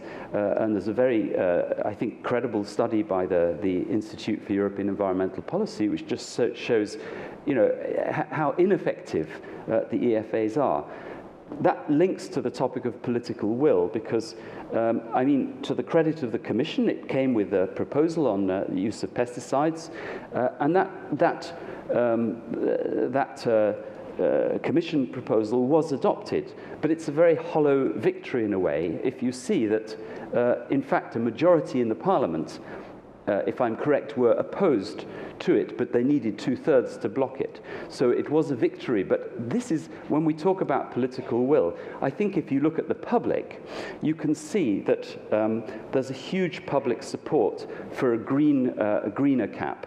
The response to the Commission's consultation on agriculture, a huge response, was already mentioned by Christopher. Before that, we had more than 500,000 members of the public responding to the consultation on the nature directives. And of course, with agriculture being a major threat to biodiversity, the link there is obvious. So there's big public support out there, but it's not necessarily reflected in our institutions, in a Parliament being, a case in point. Thank you, Jeremy. And I know Jan wanted to say something on that as well. Yeah, on political willingness. What I observe are two directions. When you discuss with scientists or with people in the administration, ministry administration, or commission in the Commission, which read or write the analyses and evaluations of the current CAP or the last CAP, there's quite a mainstream what you can read in all reports. So the CAP, the payments must be more targeted, must be more effective, and must be simpler. And on the other hand, maybe the ministers which met in the informal councils the last 2 days, they are in daily politics, they have a lot of issues, and they say, oh, it's not realistic to make a big step. So and that's what we observe. And there's a need to be more effective, and on the other hand, we observe that it's more and more complicated to find a European agreement to change really something fundamental. That's the reason why we have chosen in our proposal of the IFOAM EU group a stepwise approach and with a soft landing, because we are realistic, we are farmers, and we see the different situations in the different member states in Europe, and we said for the next reform we need a first step into another payment system. in an easier payment system which is more related to performance, delivering public goods, and not just defending an income support which is more or less rewarding landowners or just having land or using land for agriculture. And for this first step, we can just offer as organic farmers, yes, we are willing to change even our own systems. That's why we said we don't need just a system where organic farmers can profit on or more payments for organic farmers. We said in our future vision, we have a CAP which is addressing the general performance measures for delivering public goods, sustainable development goals, climate change, adaptation and prevention. And then it is a market and a competition of the best resilient farm systems all over Europe which can deliver the most. So this is basically our vision, and it's clear that we don't have the developed tools today, but we have to start with it. Thank you, Jan. Thomas, then Pekka.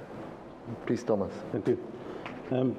Just thinking in the framework of what Pekka was describing, that we are in the situation where the CAP budget is probably decreasing or relatively decreasing or practically decreasing, but on the other hand, as we see among the public, there is a bigger interest to get more and more public goods on the same, or let's say, decreasing amount of money.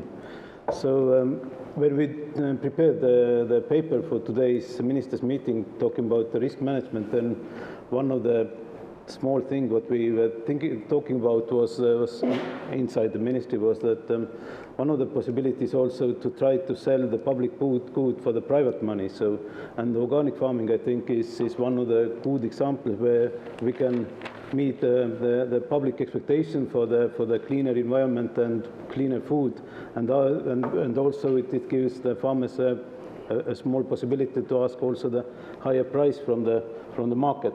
So I think organic farming in this sense can be also seen as at least small part of the overall risk management. It's just a small detail. So thank you. Thank you, Thomas. And Pekka, you also wanted to add something on this question. Well, as a response to the as far as I understood, the kind of radical change, immediate change, or revolution type of move.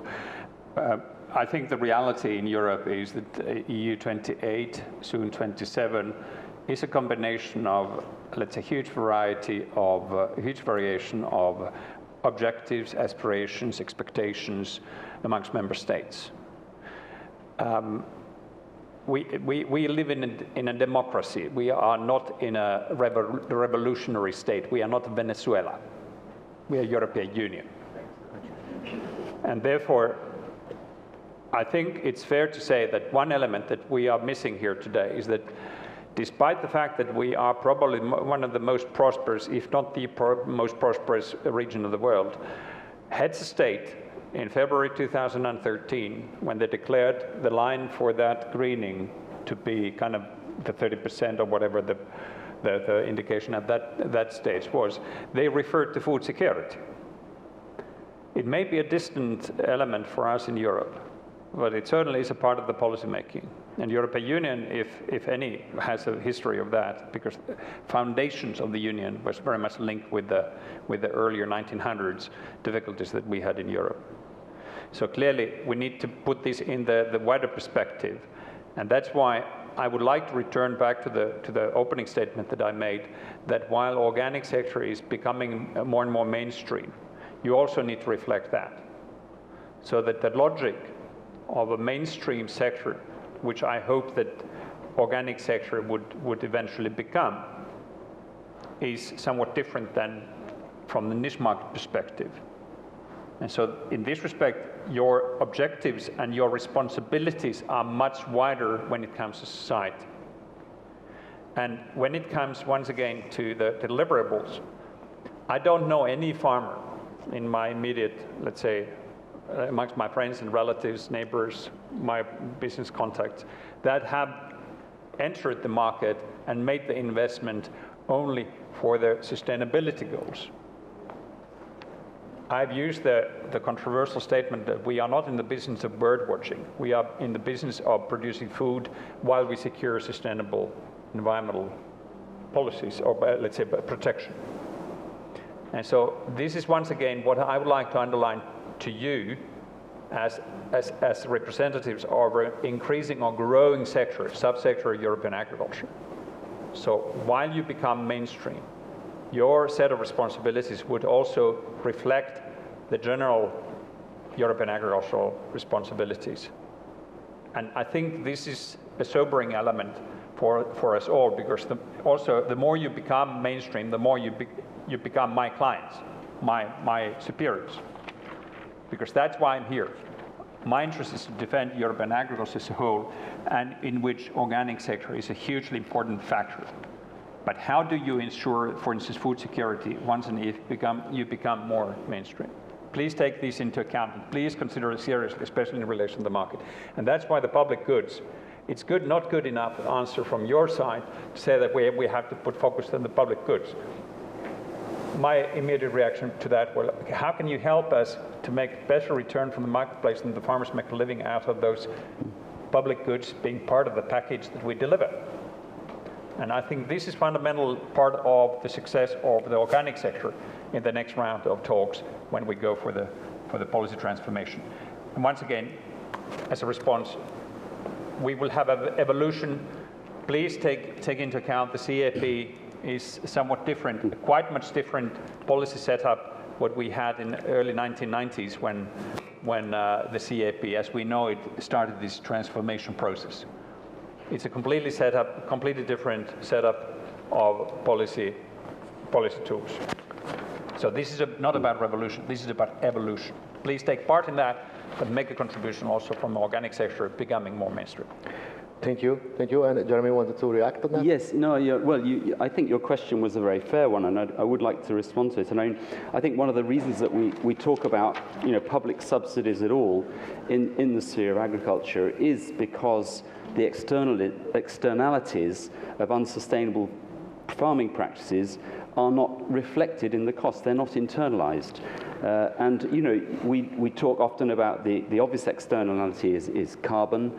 If you had a global price for carbon and so on. But I mean, there are many other aspects, externalities. For example, let's say one country, the UK, according to one study, is supposed to have only 100 more harvests left, according to the rate of soil degradation. What price do you put on 1 year's loss of soil when you're going to run out in 100 years? I mean, it's conceptually, it's quite hard to even imagine that. But the idea that actually there are huge costs which the farmers who are pursuing the unsustainable practice are not actually paying because of the fiscal framework that we're in.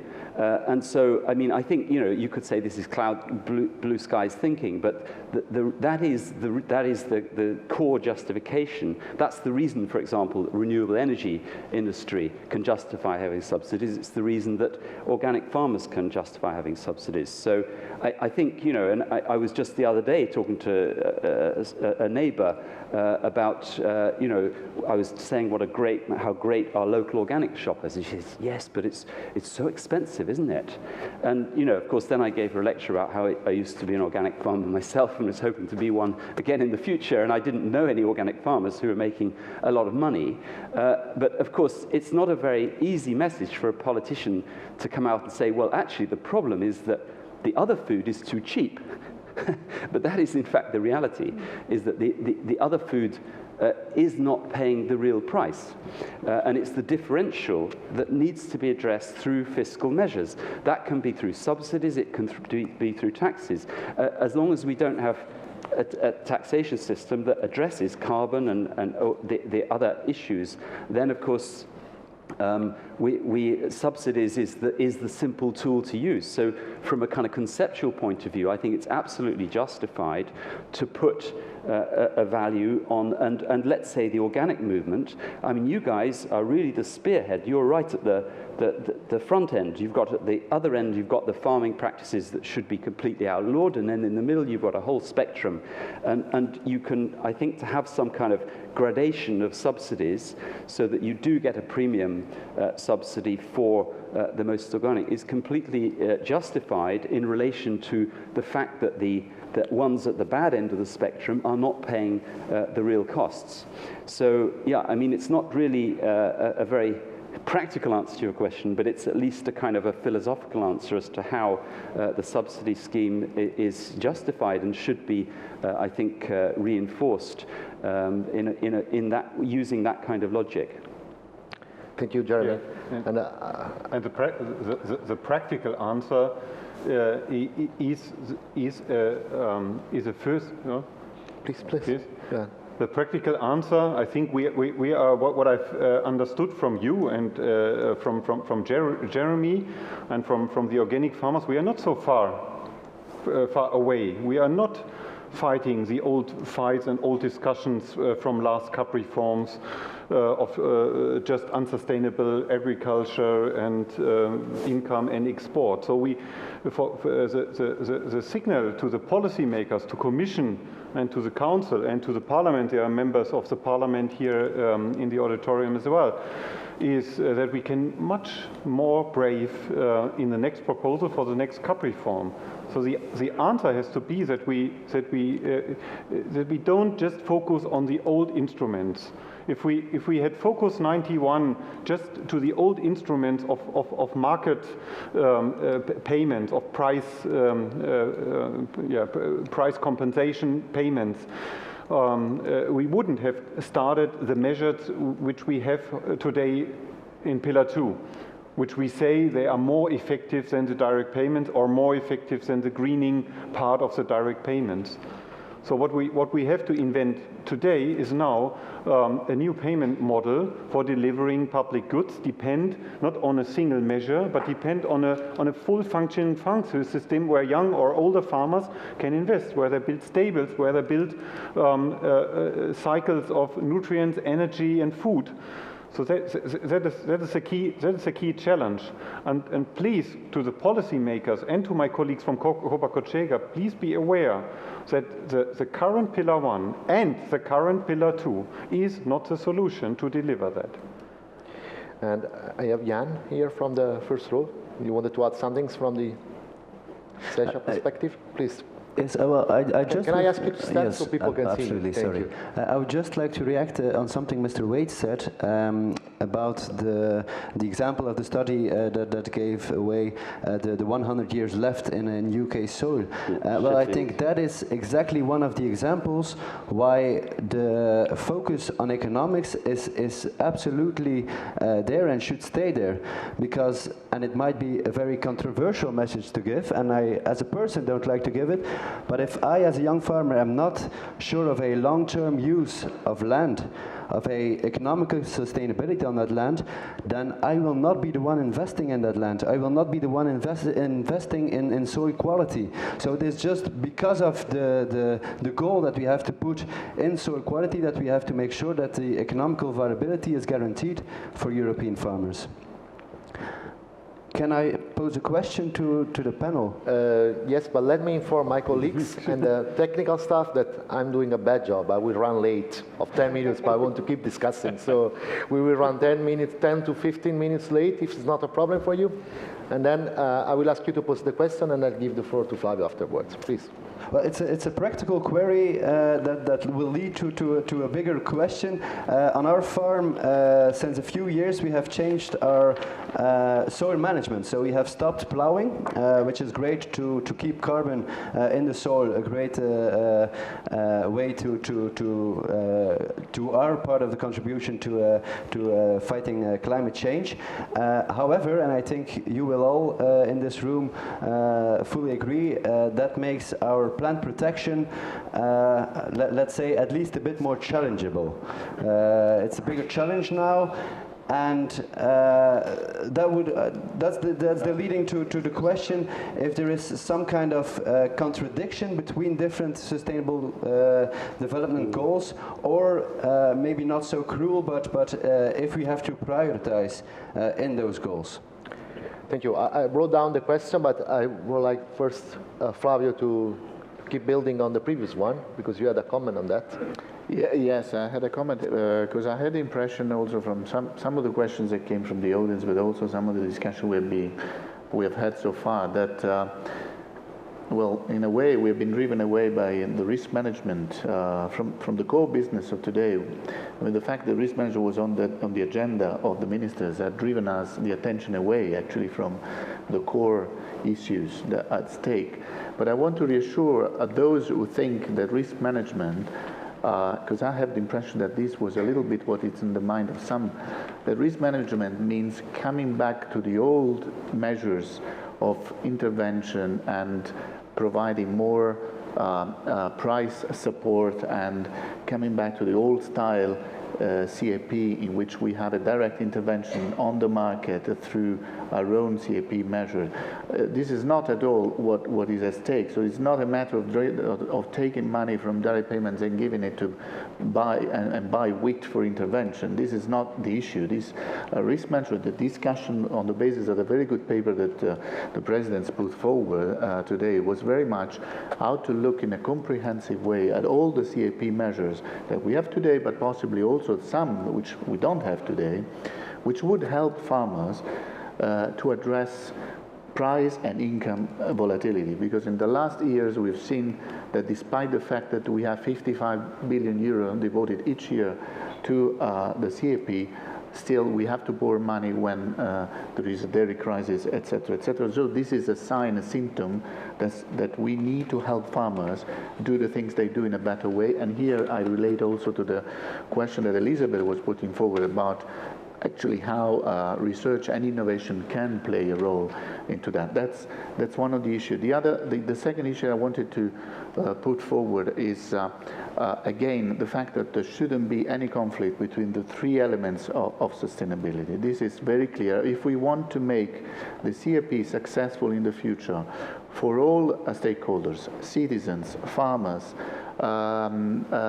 consumers, etc., we need to address at the same time social, economic, and environmental sustainability. This is in the interest of farmers, in the interest of citizens, in the interest of consumers. So this is for the long-term viability of the sector and for the preservation of the resources. And farmers are the first ones to be interested in preserving the resources. So, and I think here we talk about precision agriculture, whether it's a niche means which will be allowed only for certain farmers who are big and will have access to these smartphones and all IT tools.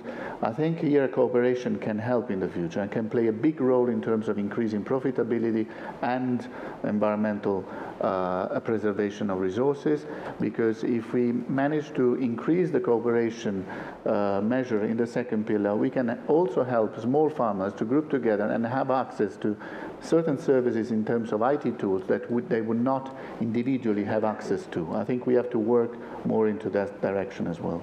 Thank you, Flavio. Organic farmers have always been innovative by default, so I'm happy that you also share the vision to be innovative, and I know that our members are investing a lot of innovation and also on working on new technology to make also the organic farming business better.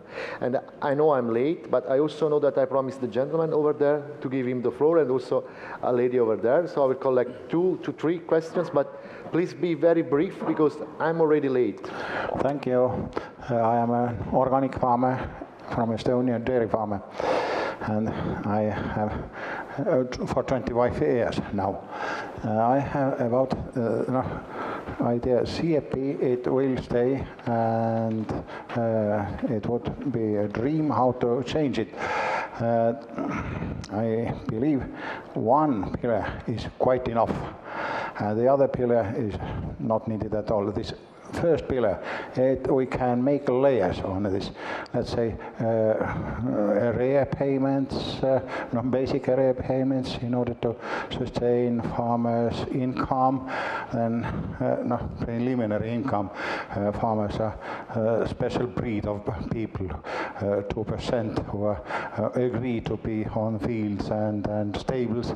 Then let's say the next layer, young farmers, then greening, then environmentally friendly layer, then organic layer, and top there somewhere some kind of social services. And it is as menu that farmer can open and choose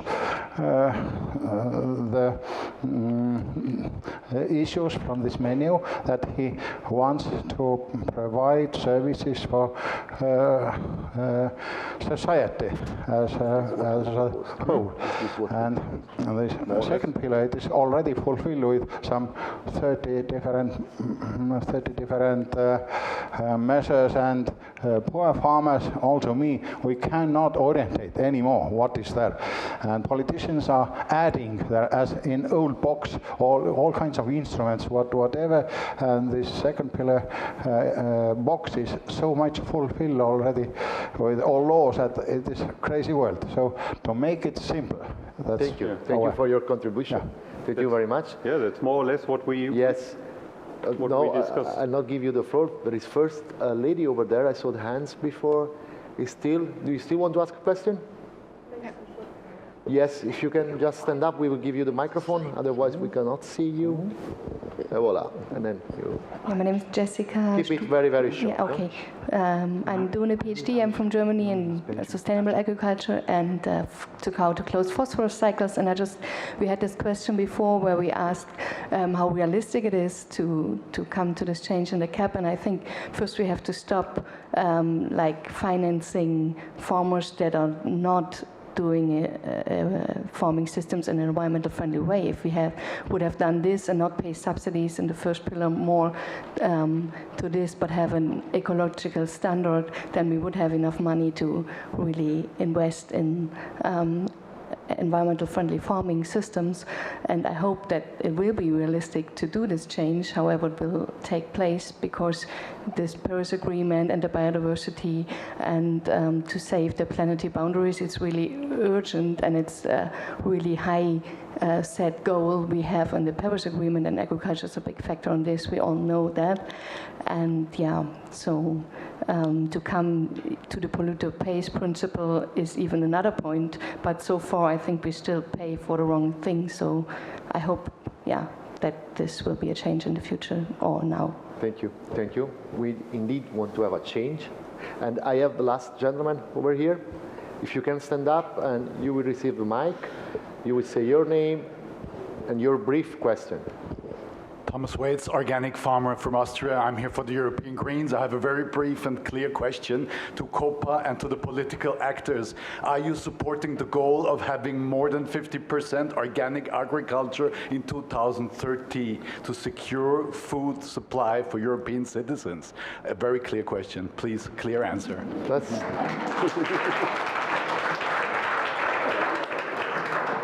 So I would say that we might conclude with a round in which we answer the questions we received, as well as you can make a final remark, and then I will take the chance to collect few words for the end. Elizabeth, are you going to support the goal of 50% organic land by 2030? Yes, we're doing our best. Actually, the Swedish government and the Swedish the Swedish government decided on two goals when it comes to organic production and organic consumption. So when it comes to organic production, we have a target saying 60% of the production from official agencies and bodies should be organic certified. And I'm afraid I'm going to make you disappointed, but 30% of the production will come out of organic certified. So 60% of the consumption and 30% of the production. Thank you. Flavio. Well, we don't have any specific objective in terms of land coverage. We do support, of course, with all the means organic production, and we're very happy to see the development over the last year. So I think you are modest. You should set your bar much higher and then 50%, but without fixing it in the regulation, I think. Okay, we were called folks when we said 50%. Then you want to drive down. That's with more than 50. And Thomas, I mean, Estonia is developing very fast in terms of certified land in organic. And do you share the objective to get to 50% by 2030?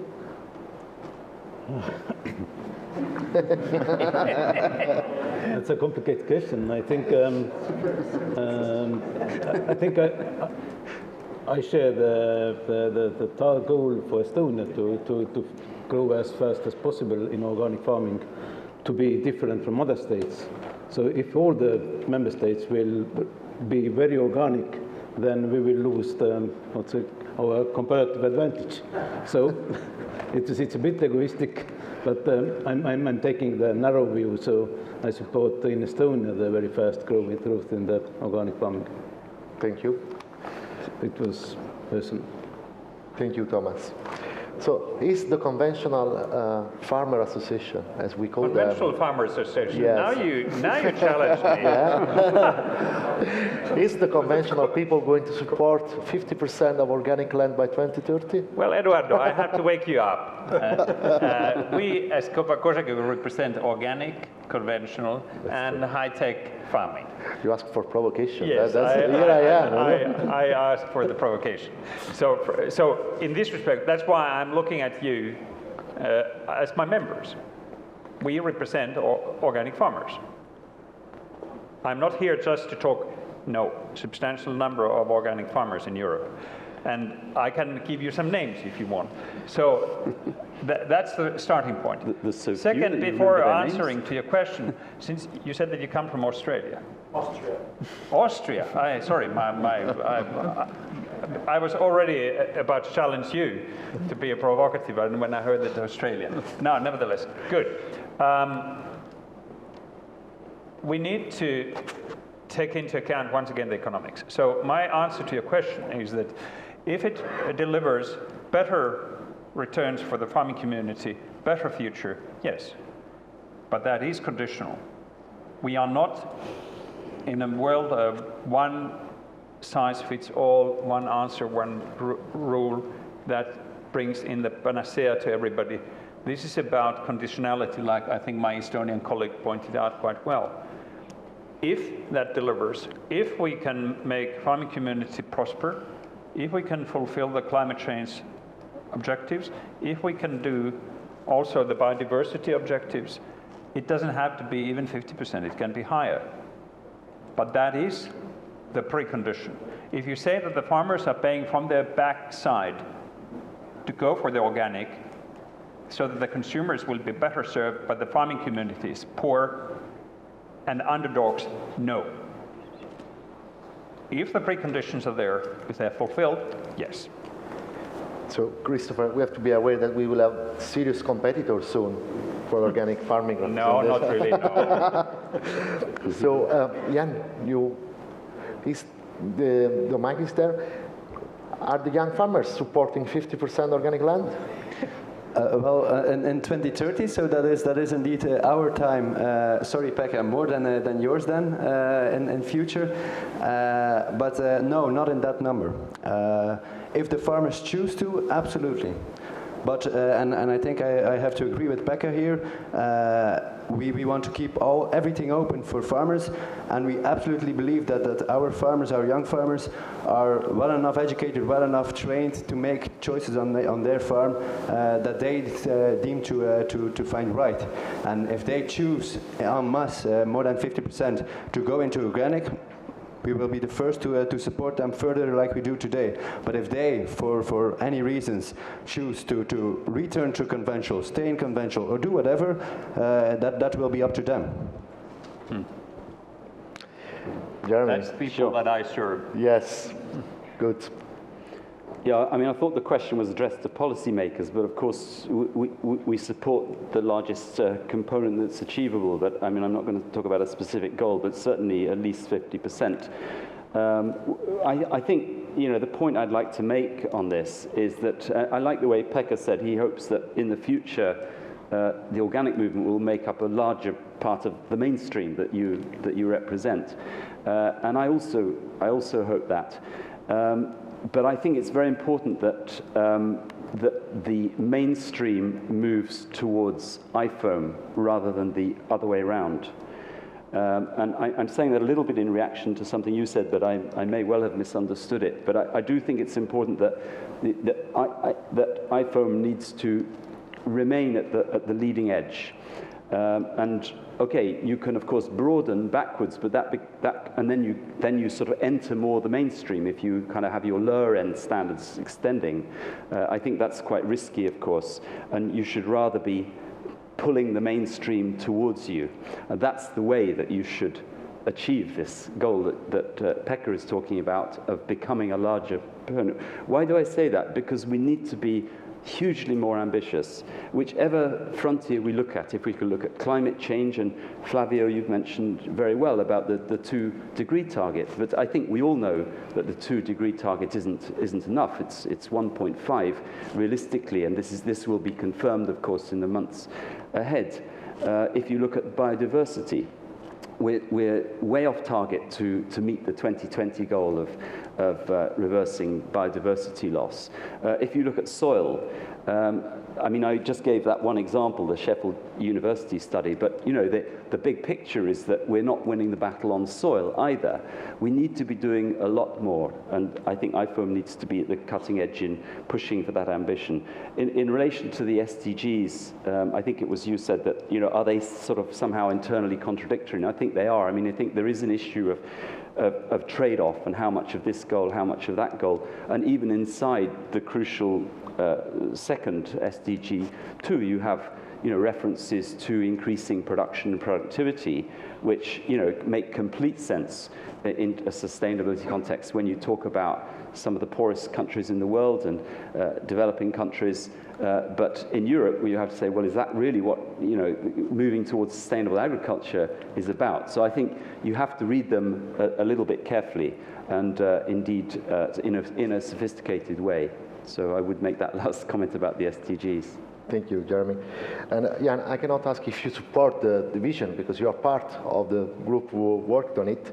But I'm asking you, what do we need to achieve 50% of organic slide by 2030? I'm not expecting a very elaborated answer because we have short time, but maybe you can tell us few important points. For me, for myself, the most important point is to acknowledge that just 50% organic is not an aim or not an objective purpose for itself. It stands for the needs, for the big challenges we already discussed, and many of them are good described in the United Nations Sustainable Development Goals. But Pekka, I think we have to spend a bit more time and discuss on roots of organic, because what you said as condition or precondition for 50% organic, that are the roots of our movement. We started with the observation that the agriculture, young and old farms, are in a devil cycle of reducing costs to deliver cheaper food, to grow their farms, and to lose access to capital and land. So, and this devil circles, it started in the 50s and in the 60s. Growing. And the first organic farmers, the pioneers, it was not a movement of consumers or environmental movement. The first groups were just farmers to develop a functioning farm system, to step out of this devil's cycle, to have less income and to produce in a cheaper way. So we are complete on the same side. But we said our analysis was we can just step out of the devil's cycle if we accept the consumers and society needs, because this belong together, food and society needs. So if my answer on this, if we want to achieve this vision, the organic movement in Europe shouldn't stop with innovation and further developing organic, but today it's a time to be open to mainstream organic for more farmers in Europe. That's our way. Thank you, Jan. And I'm really forced to close. I mean, this discussion cost us to shorten the next workshop of 15 minutes, so I apologize for that.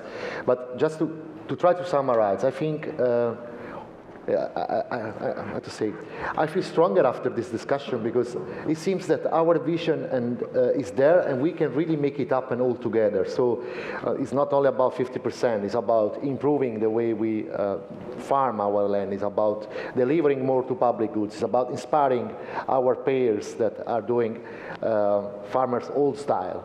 Okay? It's also about ensuring fair play in the chain, but it's also ensuring fair pay for the farmers who are producing our food. So I see that our vision is there, and I see also that there is the possibility to really team up and to try to make a CAP that fits the purpose of a fair price, fair income for farmers, as well as creating a marketplace for public goods. Indeed, organic is not the overall solution, but it's part of it, can heavily contribute to this solution. We can be one of the leading examples, so we need to keep running our business as we did so far. And to close about the CAP, I think it's important to remark simplification, innovation, knowledge transfer is base for development. And I also was reassured by Flavio about the risk management issue, that we will not go back in such kind of old-style CAP, but we are looking to the future. So I'm very happy, and I'm very sorry for the 15 minutes delay, but I would like you all to give an applause to our speakers first.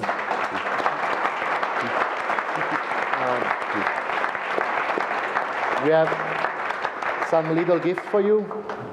Yeah, and so I start with a woman here. Thank you. Yeah. Then this is for you. Thank you. Voilà. S'il vous plaît. Merci bien. Thank you. So we will have now a coffee break. It will be shortened, and we will be back for the workshop at 4:10. Before you leave, please stay a moment here. Stephen, can you raise your hand? Stephen will be coordinating the green workshop, Fair Play, Fair Pay. You will meet him downstairs. There are the stairs you go down. Magdalena is somewhere. Where is Magdalena? Is already outside. Is there Magdalena, white shirt. She's coordinating a workshop on Improve, Inspire, and Deliver in the room in front of us. Here in the main room, there will be organic on every table. Thanks again, and thanks again to all the speakers. Thank you.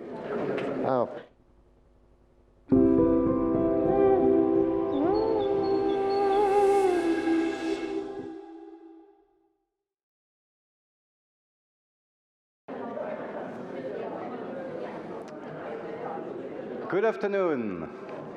Good afternoon and welcome to this workshop on organic on every table. My name is Eric Gall. I'm a policy manager for the IFOAM EU group, and the goal of today's workshop will be to share initiatives in organic farming and in agroecology that have already contributed to increasing the share of organic farming and to go towards our vision for organic farming by 2030. So we'll briefly introduce the workshop to you and how we will go about sharing this inspiration. But first I would like to remind you that the starting point for this was the vision process that IFOAM EU initiated in 2013. It was a bottom-up participatory process with the whole European organic movement, which came up with a vision for organic farming by 2030, and part of his vision is that more than half of the European agricultural land should be managed under organic principles by 2030. It's a very ambitious goal, but the vision also says that the principles of organic farming should be, of course, respected, but further implemented at all levels of a production chain as well. So there were several European consultations, 10 workshops, and many contributions to arrive to this vision. So I'm going to try to make it work.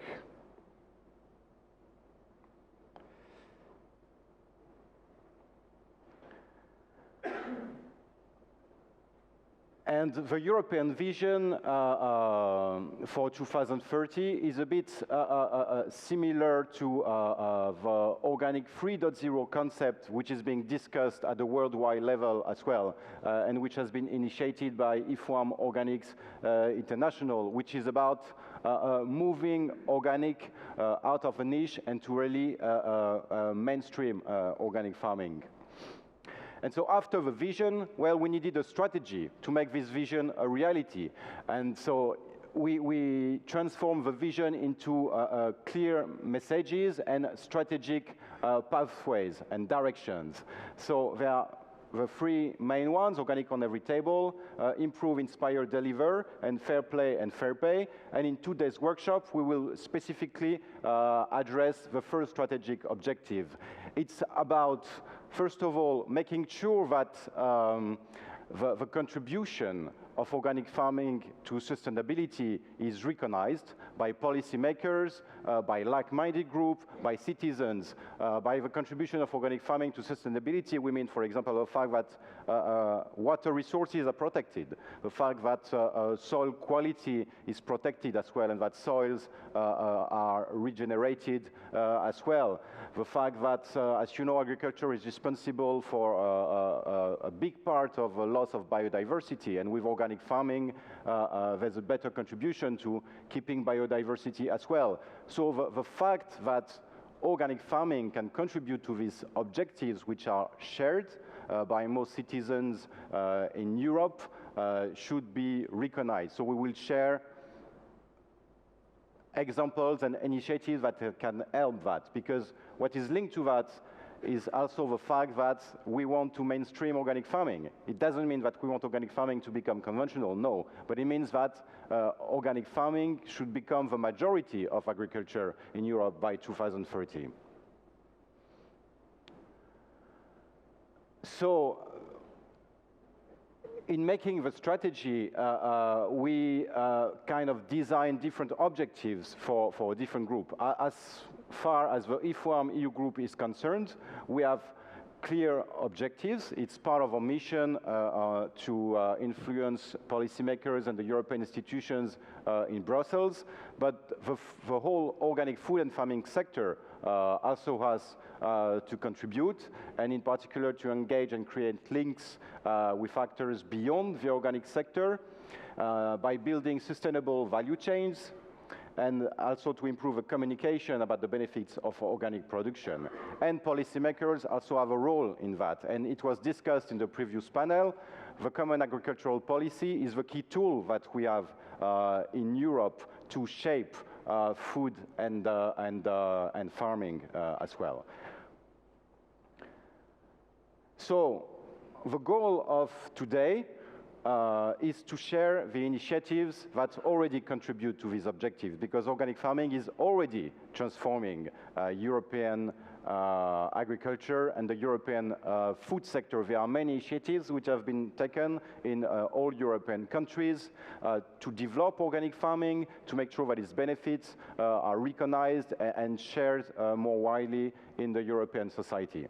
So, today, there is a roadmap which is being launched. So we have a vision, we have a strategy, and now we have a roadmap. And it's launched together with a new website called euorganic2030.bio. This website will be a tool where anybody will be able to submit and showcase an initiative. For example, if a local community has made sure that its canteen has managed to source 100% organic ingredients, for example, and what were the different contributions from the policymakers, from the school, all these things, they will be able to be showcased on this website. So this website is really a tool to share these initiatives and examples so that they can also be used and implemented in other regions and in other countries as well. So, leading by example. So we will divide you into smaller groups. You will have a chance to exchange on certain initiatives that will be presented at the end of a workshop, but they will also be collected to be part of a wall of action so that the roadmap can be implemented. I will explain that to you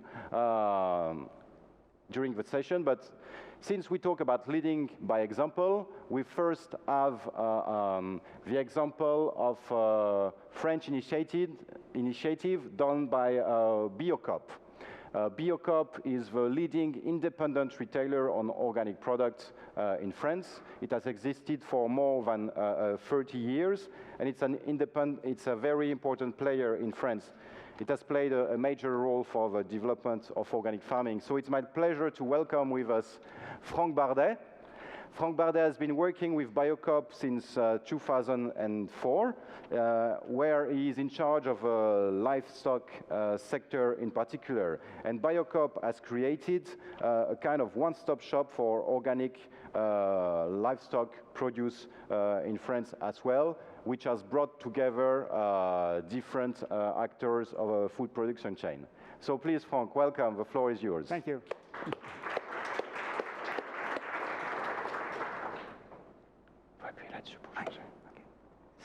Ça c'est à toi aussi.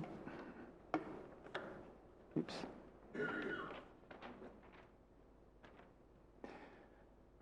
So, hello everybody. Take off the pressure.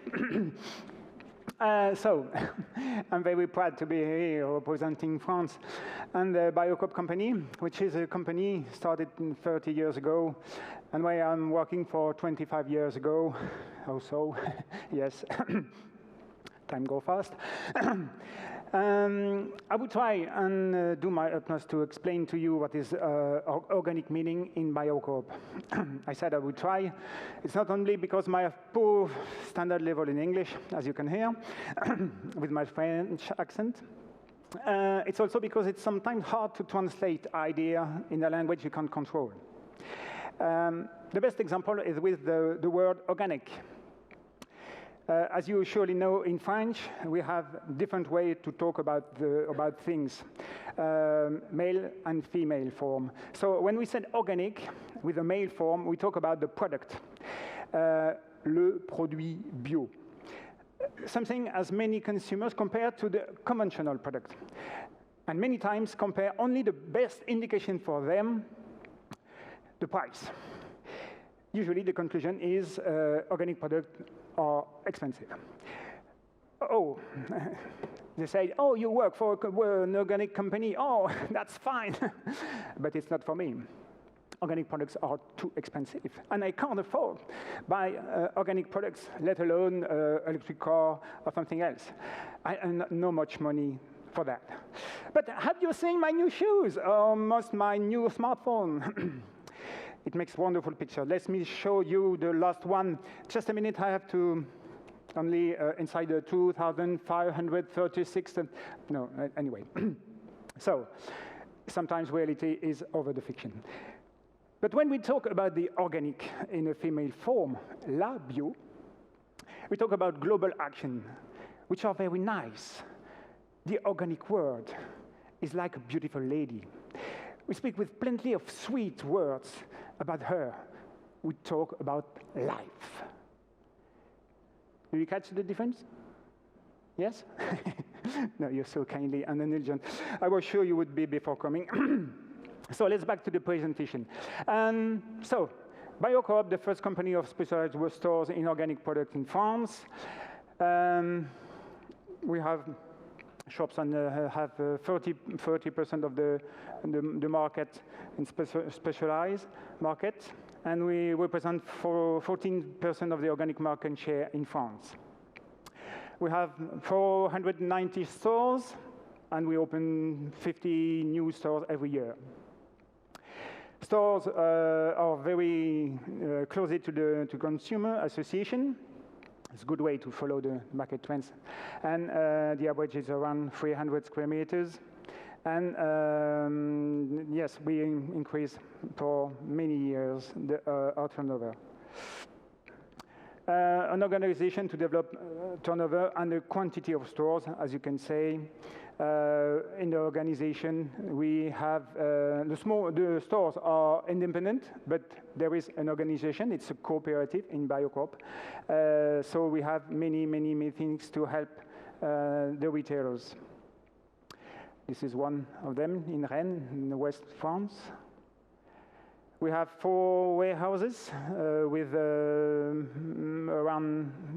We developed and we will have 100,000 square meters in 2020. 700 employees work inside those warehouses. Yes, the representation in France with the warehouses, the 4. One picture. And we have our own trucks company inside, and we deliver 70% of the goods every day with our own own trucks. Yeah, maybe it's a little complex. And it's an organization to develop sales and suppliers. So we have suppliers, stores, consumer, and we discuss every day for the things we want to deliver, we want to create together. Together is a word I have to use every time. The action of yes, we are. Yeah, we're very recognized about that because we are not only a company who deliver organic goods. It's also we have an analysis of all the goods we deliver.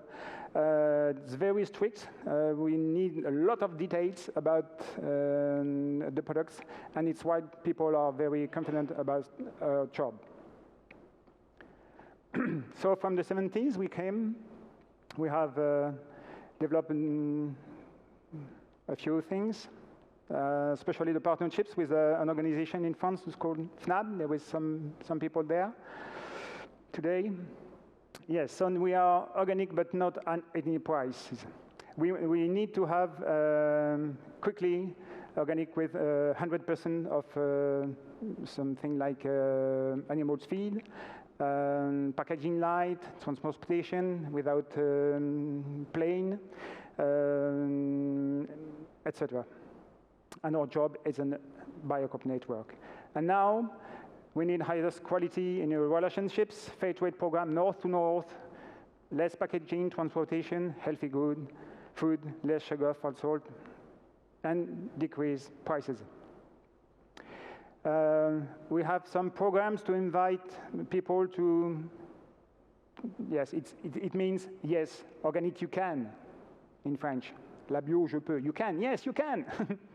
Believe you can. And some ad also, what is engagement, rules, and eat organic, it's healthy. For the honey also. And now, we want to be efficient and sustainable. Yes, we are in a return ceiling there. Yes, we can, and more than media eyes.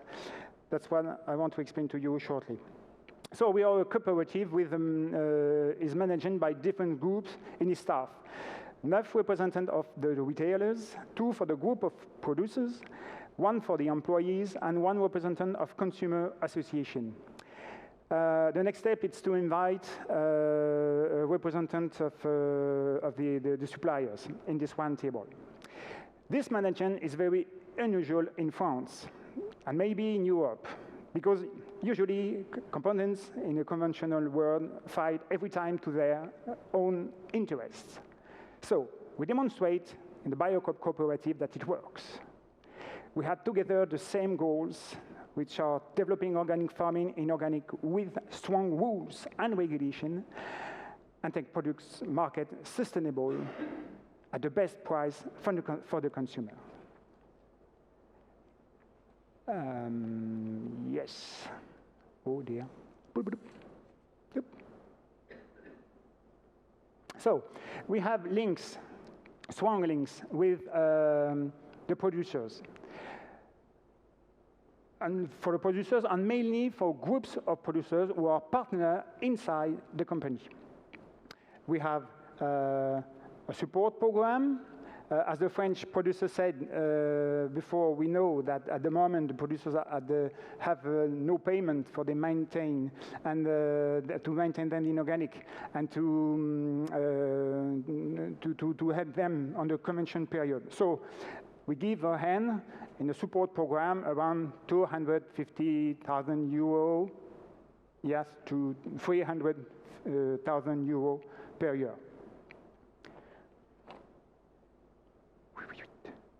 So in this program, we have contracts, planification with groups of breeders, producers, to produce the raw materials we need. We pay something as a subsidy every year for the volume they have to produce for the next year regarding of the produce we need. So this money goes directly to the producers to help them to pass that period of conversion. And it's that money is directly given to the group, and the group delivered after to the producers. So we have to know exactly what is the raw material inside the products we need. So we have contracts with the producers for the quantities, and we have also contracts with the makers, the manufacturer, to confirm that they use the product we have contract with the producers. And it works very well. The benefit for us, for everybody, is that we know exactly which raw material it is, where it comes from, and who was a producer, and how it works. So we can communicate easily to the consumer and prove it. Secondly, we know how many volumes we need in total raw material. So we can say and engage ourselves to the group of producers and tell them how many volumes of raw materials we need for the year after, and the year after, and the year after, so they can organize themselves in producing products as we need. It's a 3-year program and information in order to engage them to produce and help to ensure and stimulate the new producers to become inorganic, all of them who are interested to do their convention, and so that they are ensured that they could find a buyer for their product. And the cherry on the cake is that would be at a loyal price. So we managed it together with the groups and made a meeting every 3 months to confirm that everything goes as we believed, and adjust the system as soon as it needs, more or less regarding the selling, the interest, or the tenants. The biggest problem we have in this way of working is that we don't have a crystal ball, as Ms. Ehrmer. So we don't know, we can't be sure that things are going as we believe. It was the case since 18 months when the market has gone crazy and was more than 25%. So we had just thought it would be around 20%. So we did have less quantities as the demand was in the stores, and the lack of consumers were destabilized because they couldn't find eggs, dairy products, butter, or pig products. Now it's established, and we have increased our provision. In opposite, there is a financial engagement in our contract in case we had engaged more quantities that we need. It's very important. We would pay for the volume we haven't bought, or the difference between for the benefit in case the producers were obliged to sell to the conventional market. It had happened only 2 times since 2000. Third, all those contracts are mainly managed by the rules of the North-to-North Fair Trade Program. People know a lot about South-North Fair Trade Program, so it's easy to say that it's the same with the producers who are in France or possibly in Europe.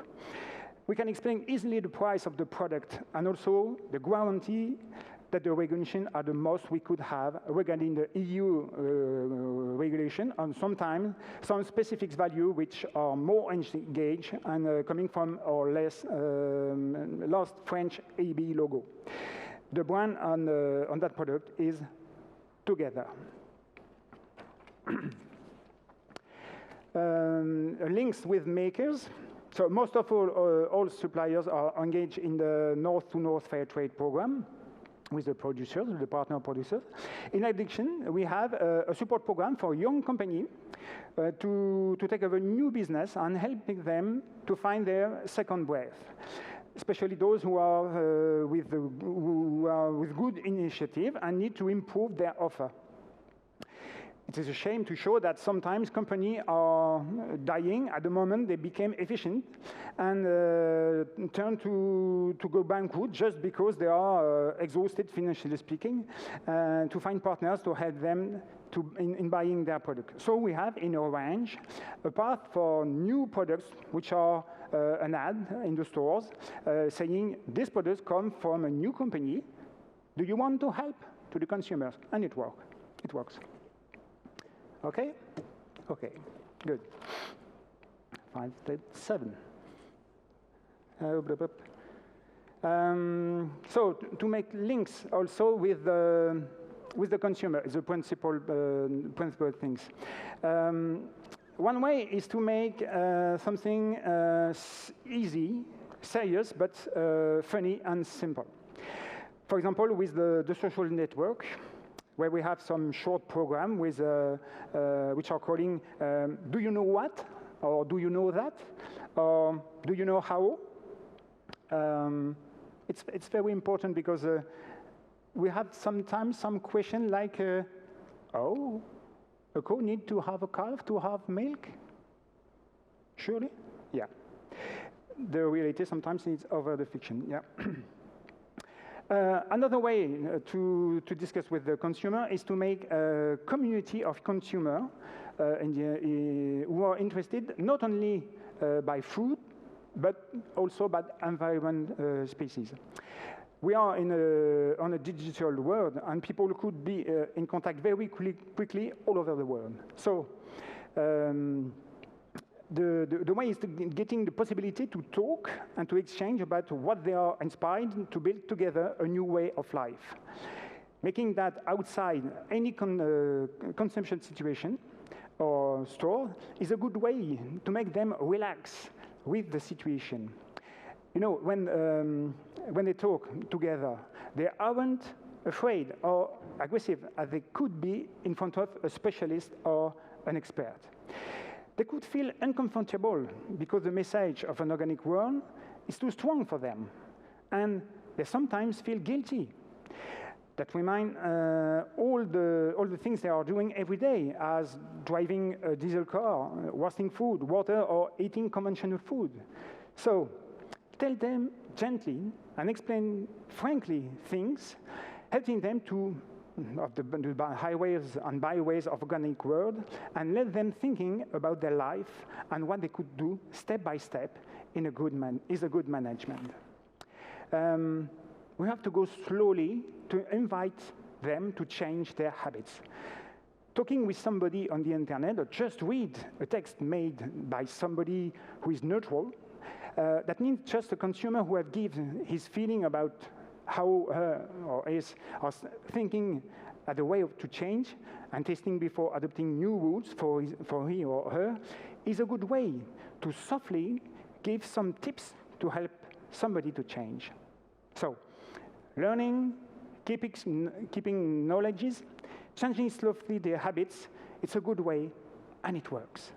The last example is to put some ads on the cinema when people are coming and be comfortable sitting. They contract before seeing a movie it's a good time to give them simply a good and motivated message. So it's what we are doing also. Another point is the mainstream of relocation the food for the people in France. Of course, the idea of reducing the carbon footprint is very important for people. But the main interest is the idea that because the product comes from not so far away from them, it's better. They say they can know directly the producer. They could have contact directly with him, and they can buy directly to him. It means that the money goes directly in the pocket of the farmer, and there is no bad intermediary who collect benefit as the monster bigger distributor or supermarket who eat his bread and butter. It's a very big mainstream in France to organize the market like this. In an organic point of view, the problem is that a large majority of people make a confusion between local and organic product. For them, the fact that a producer sells himself its goods make him a good producer, as an organic producer could be. And they are not suspicious of his method. And they say, yes, maybe it's not organic, but it's similar. And it's cheaper. There is a national organization of producers named FANAB in France who have a program named Organic and Local is the Best. We support that program, and we have some special ads in our stores for the goods which are coming from a small area around the store, directly from the producer. And when the consumer asks, is it local? We can say yes, but first of all, it's organic. Last but not least point to develop the organic market in order to take it on every table is to be aware of the new trend of consumers to feel like vegetarian or vegan. Not only because they are sure that meat is not very good for them, for their health, because of the animal fat, they are also frightened by programs, videos on TV or mostly in internet, which show amazing conditions and treatments some crazy men inflict to animals, especially in a slaughterhouse. As I said before, we are not responsible of everything we have today in heavy returns of the new wage industrial agricultural method from the 16. But we can't be satisfied of that, at risk to be accused as to be a party to this business industrial world, which want to make profit at any price, even with the living. We have the power in our hands to look after new methods, especially for the animals. Obviously, it's true that we have to kill animals to eat their meat. It's not a reason to do it work in bad conditions. I put voluntarily the vegan way of life aside. In my opinion, there are so many things to resolve for the target they need. But for consumers who need to eat less, but maybe good quality of meat, and brother as well, who wants to continue to maintain the same cycle of life, which included soil, plants, and animals, the organic world and its people who manage it have to find solutions, and once again, together we can. It's a new trend, and organic organizations have to find solutions quickly in order to be respected by the consumer for real engagement in transition and recognized for his responsibility. I don't want to say that it's an opportunity for organic farming because it's too important and it's really not a question of money. But if we are not focused on this target, we could be accused because we have together, we can't find a solution together. So why stand at the conventional organization and wait that they find a solution? In conclusion, I would say, first of all, I would give you a secret. The fact is that you could have the best idea, the best product, the most amazing truth about what you are talking to. It doesn't work or have an impact if nobody or not enough people are agree with you and are ready to make something better as you propose. In the same time, we know that we do not have to wait or doing things which could be adopted by 100% of people on this beautiful planet to have a result in the transition of this world. I'm sure that time is coming soon that we could be 25% also of responsible people who are acting in the same time in order to build this new world. Then it would spread good impact for everybody, everywhere in the world. We have that power in our hand. I believe in people, especially the youngest generation, and I trust in their action, in our action. I must say honestly that people who know me said usually that I'm an optimist. But maybe, as the old saying goes, an optimist is simply somebody who is ill-informed.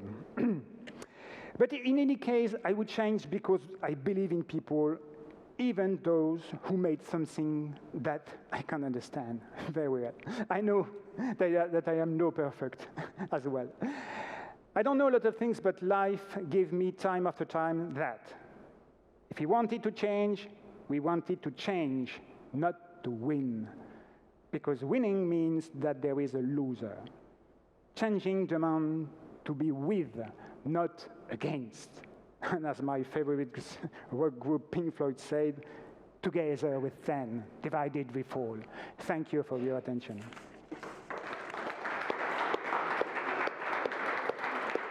Thank you very much, Frank. And you have actually given us not one example or one initiative, but you've given us many different things that can be done in organic farming. Because first of all, you said it's not only, when you're a retailer in organic farming, it's not only about buying the cheapest product possible somewhere. It's about setting up long-term partnerships with the producers and helping them to convert to organic farming and giving them visibility in what you will order them as well. So it's really about this long-term partnership between the retailers and the producers as well. But I think you also mentioned suppliers to a certain extent. Yes. It's not only about the farmers on the one hand and the retailers on the other hand. You need to build the whole production chain as well. You also said that it's important to engage with consumers and to educate them as well. You also mentioned the possibility and to offer consumer products which are organic but also local and inform them about that. So Biocop has been active on all fronts to really make the principles of organic farming a reality. We have little time, but I have a question for you because yesterday Merit told me that in Estonia there is a large production of organic livestock and organic meat. But apparently a certain amount of this has to be sold as conventional products because the structures are not necessarily there for the processing or for selling the meat as well. In such a situation, what piece of advice could you give to the Estonian organic sector, for example, based on the huge experience of Biocop in France? We were in that situation many years ago, and it's difficult because the other company in the conventional market are in the same time with stocks, with livestock also. But is it the same? The company in conventional did have the same problem in the example you said? I'm not an expert of the situation in Estonia. So. Okay. It was the case in France when we have more meat in organic as we need, and at the same period, meat is not a good problem. Milk, we have too much milk. More milk than we can deliver in organic, and in the same times, conventional market need milk. So it's good to make the translation. But when the conventional is the same, have the same problem, it's difficult to sell to the conventional market. So it's a very bad situation, yeah. I have no answer about that, because every countries have the same level at the moment. So exporting is not very an issue. So yes, it's very difficult to regulate. Is really to have a vision of our market, and it's very partnerships with everybody to organize it. It's a shame that we have to make a lot of things to work harder to be an organic, and at the end we can't sell the product because there is more production than people are interested to buy. It's a shame. Okay. Yes, you have a question for Frank, maybe? I will allow 1 or 2 questions, not more, because time is running. Freya? Yeah, I'm from New Germany. I have a question. If you say you have a contract with the farmer, does it include the seed? Does it include what? The seed. Quand tu as un contrat avec un agriculteur, est-ce que ça inclut les aspects semences aussi? So this aspect is... It's about the seed, your question, huh? The seed, yeah. Yes.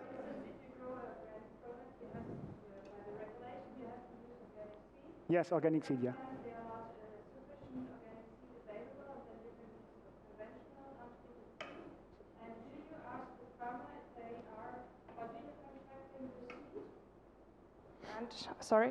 And do you also ask the farmers for organic bread varieties?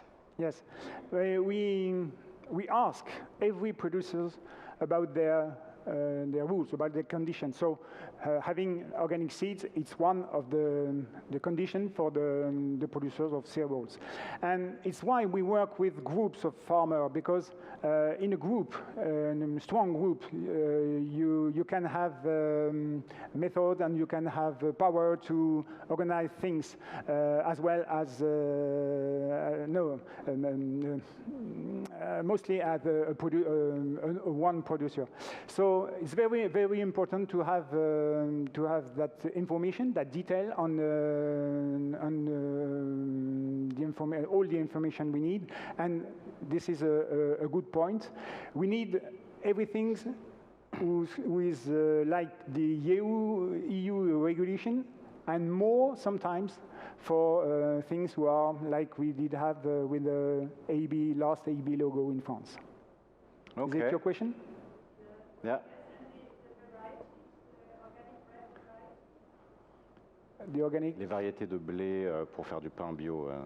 Oh yes, sometimes yes. There is a big problem, as you can say. Sometimes we don't have the answer. Yeah. But it's because we work together, we have to try to find the answer. Because if we don't have the answer, nobody has the answer. Be sure about that. So we notice that we don't have the answer. We tell the truth to the consumer. Today, we don't have the answer, but we are working to have the answer tomorrow. It's a way of working, yeah. It's important to work collectively in the organic sector, also to source the inputs which are not there yet. And building organic seed production and organic breeding is one of the priorities for the organic movement. I really don't want to take over the question, because I have many samples about the opposite. It's because Biocoop and his partners wanted something happened in France. When I say partners, the French producers like organization FNAB in France and in the groups also. Biocoop is really one of the people in France who are needed more and more and more for the consumer. Okay, thank you. Marianne, a quick question, and then we need to move into the workshop. Huh? I think this was very interesting, and I have an ignorant question and then one short question more. And Biocoop is a cooperative, or is it a franchising system? It's a cooperative. It's a cooperative, yes. So his aim and his goal is not to make profit. A cooperative of shops.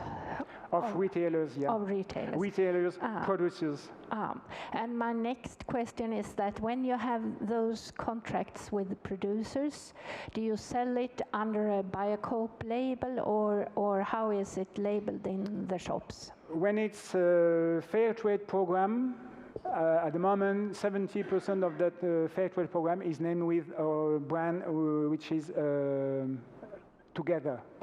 I don't know if it's, no, it works. Look. Yes, the name of our brand is Together. So you have hands like that. It's Together. So it's very difficult to explain to the reality of that to the consumer because it's very, very, very complicated. It's technical, also. And we have to change it to make it very useful to understand. But yeah, I think the question is that when you have partnerships with producers, it's not necessarily sold under a brand or a private label bio. It could be. It could be. It can be, but it's not necessarily the case. Yeah, okay. You had another question? No? Okay. Okay. Yeah. Okay. Very quickly then. Susanne Braun from Hohenheim University in Germany. Where do you see your network? Wait. Yeah. Susanne Braun from Hohenheim University in Germany. Where do you see your network in about 5 years concerning size of your network and concerning financial situation of your network? You know, do you plan to have more partners in your network? That's the first question. The second question is, you know, do you looking for additional financing from third parties or from the government or from? No, we don't have subsidies by the government directly in BioCoop. Is it your question? We don't have subsidies for the government directly for BioCoop. Est-ce que vous cherchez des partenaires financiers extérieurs? Yes, we want to build a new organization, financial organization with other groups, financial group who are cooperative also, but it's something is apart to improve the factories, to develop a lot of things. We need money. So it's not the first job of BioCoop, so it's a part. BioCoop is a partner. It's different. It's a partner with other things. Good. Thank you very much, Frank. I'm sorry once to again. explain that. Thank you very much. You will have more opportunities to ask questions to Frank later, but now we need to move into another exercise because it's your turn to share initiative and examples that can help us to put organic on every table as well. So what we're going to do now, you're going to divide yourself into 4 groups. So people on this side and, you know, like this. Feel free to stand up, to move a chair if needed. And you will need to select a group leader. And the role of a group leader will simply be to report 1 or 2 of initiatives you have discussed in the group at the end of this session, so in 20 minutes, okay? So now we have roughly 20 minutes. My colleagues who are here will give you post-its to write on. And if you know of experiences and initiatives in your country or regions, please put it on the post-it, put a title, maybe a short sentence to describe it, and if possible, a link to a website where we can find further information. And these initiatives will be on the wall of action. You know that we work with an illustrator. We will contribute to this wall of action so that at the end of this Congress, we will have many different examples that we can use. So let's go. So one group here, one group over there, and the same on the other side, okay? So we have 15, 20 minutes. So.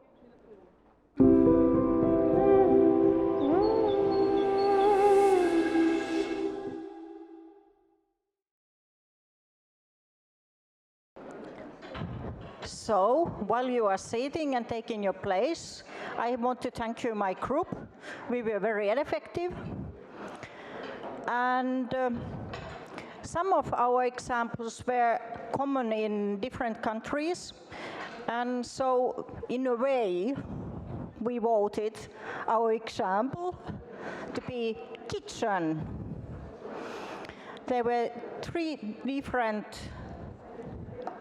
initiatives which worked with chefs and kitchens. And we could say that in a way it was like that to conquer the world, go to the heart of the family through children.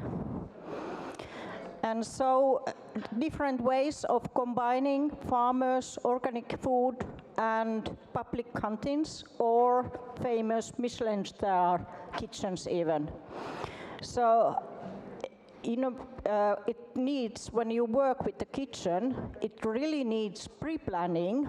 You have to be sure what you need, how much you need, in what shape, in what quality, and how much and what time. So kitchen is not, you need a group of farmers to supply a kitchen because you need many different products.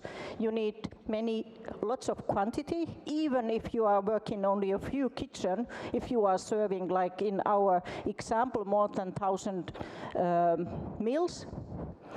So good preparation, good agreements with the farmers, and good understanding between the supply chain is very crucial when you work with the kitchen. But when you get it and your child or children are eating organic food in the school and it's tasty and it's good quality, and children are talking about happy cows and juicy carrots, what can a mother do at home? Good. Thank you very much. Thank you. Next group. Antoine?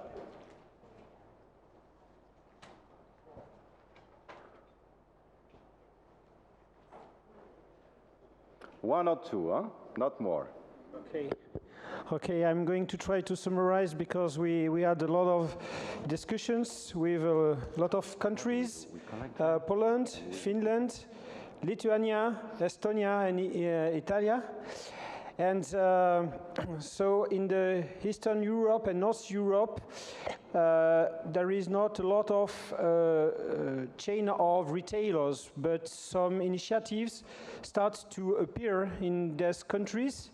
So we can see appear some chain of retailers, but it's small chain for currently, and also organization of producers to be able to have huge amount of product and to be able to give to the consumer the organic products.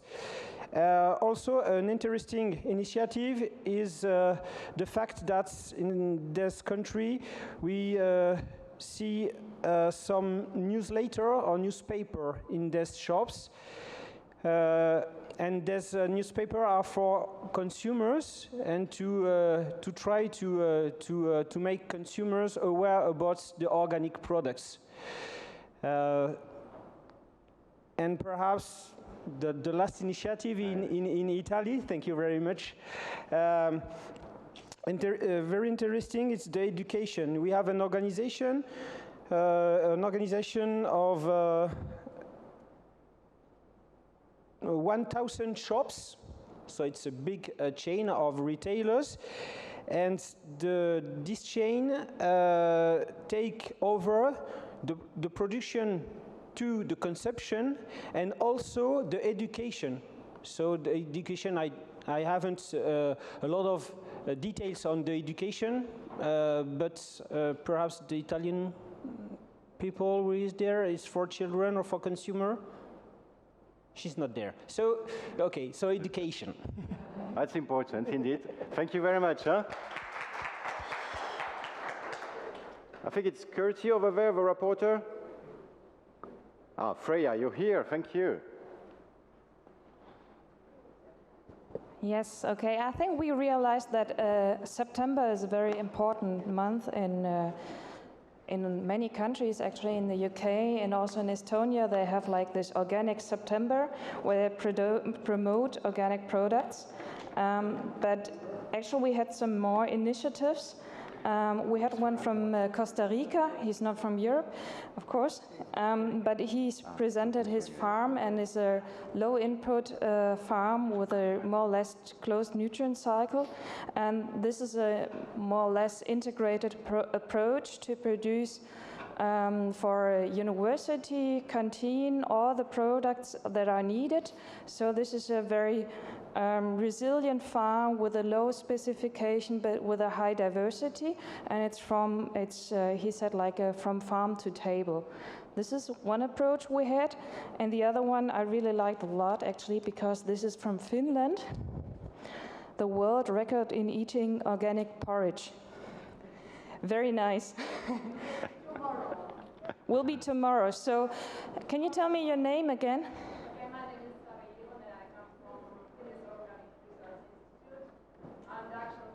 Microphone. Porridge tomorrow. At least 500,000 portions, and we are 5 million people in Finland, so 10% of Finns are eating organic porridge tomorrow. Also, Finnish Army public kitchens are taking part of this world record race. So you can follow us. And you said you brought your porridge here today, so for tomorrow morning you will have organic porridge too. At least 6 portions, so everyone. So you can share. Tomorrow morning we will eat porridge. Okay. That's a great and fun initiative, and thank you very much, Freya. Okay, last group, Merit. Where is Merit? Collecting. As Merit is coming, please, all these initiatives you've talked about or that you wrote in the post-it, we will put them on the wall of action, but please use the new website which is set up, euorganic2030.bio, to post online these initiatives so that they can be more visible and that we can share them across the organic movement in Europe. So Merit, 1 or 2 examples for us. Yes, we actually chose the rapporteur as well, but she came up. So I am telling just a few words. We are talking about 7 initiatives, but the time was very short. So we were talking about 2 initiatives, but actually not really that single initiative, but the combination of different initiatives from Estonia. So it was the different food network initiatives, and some of them they are farmers-led initiatives. And then the second one, the cooperation of farmers and researchers.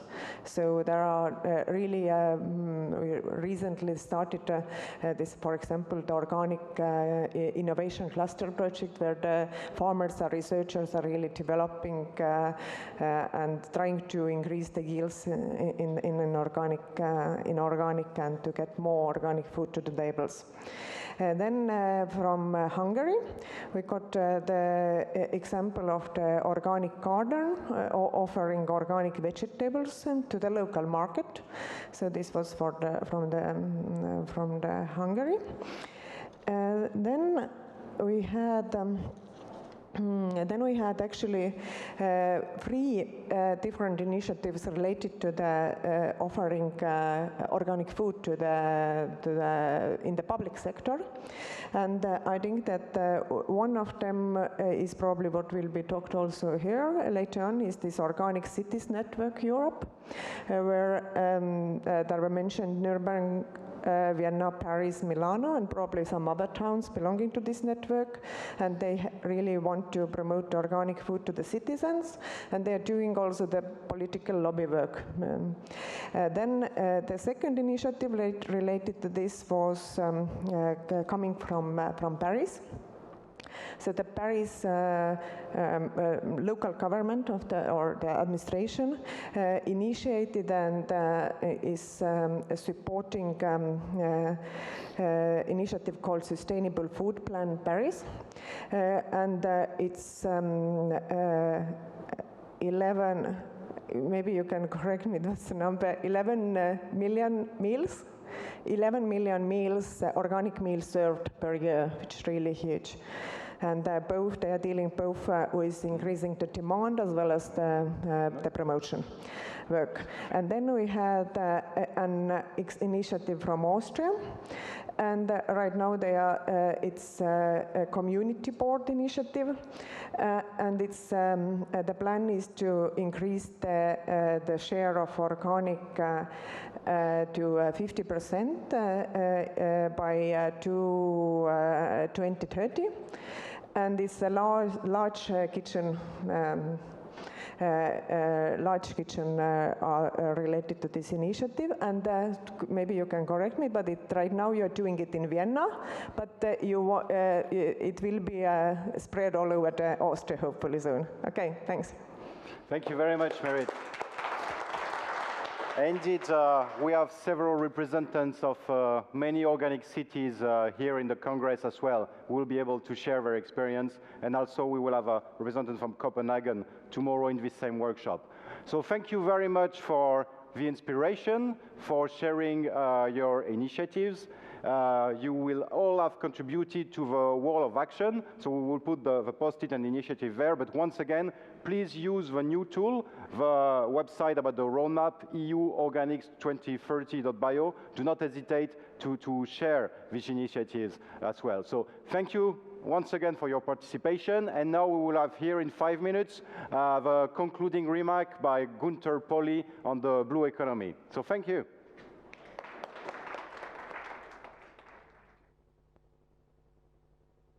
Hello, thank you, thank you. Thank you very much. And I've just been at a really inspirational session, and I completely forgot that we had a plenary and that we were meant to be here, so thank you for coming back. I'm moderating this concluding plenary from our first day discussion, and the title is The Blue Economy, 10 Years, 100 Innovations and 100 Million Jobs. And we're really lucky today to have Gunter Pauli with us to give us this keynote address. He's the head of a foundation which includes 3,000 scientists, 1,000 entrepreneurs, and the aim of that foundation is it's only to transform society. It seems to be a modest ambition, and I'm looking forward to hearing the way in which Gunter proposes that is what we need to do, and also suggest the way in which we'll do it. If I can welcome Gunter to provide the background and to provide the inspiration for how we can transform society in the way that we no doubt need to. Round of applause, please. Thank you very much. Thanks. Thank you very much. I was first in contact with IFOAM back in 1991. And back in 1991, I was the president of a small detergents company, and we were making soaps from palm oil. That was a biodegradable product, by the way. And I was looking for ways to have the biodegradable product on top of that organic. We couldn't find organic palm oil in the world sufficient for our needs.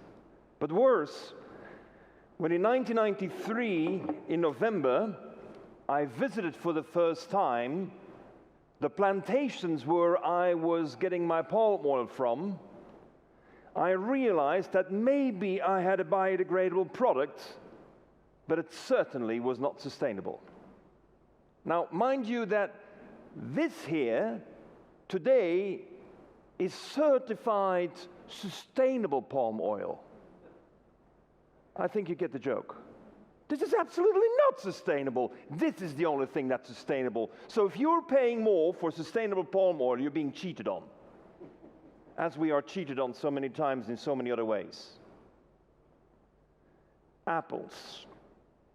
Yeah, there's been a lot of innovation in apples, you know, but unfortunate news is that today an apple that comes from Chile, shipped around the world, even with an organic label, only has 5% of the nutrition that the typical Piemontese apple will have in the Alps.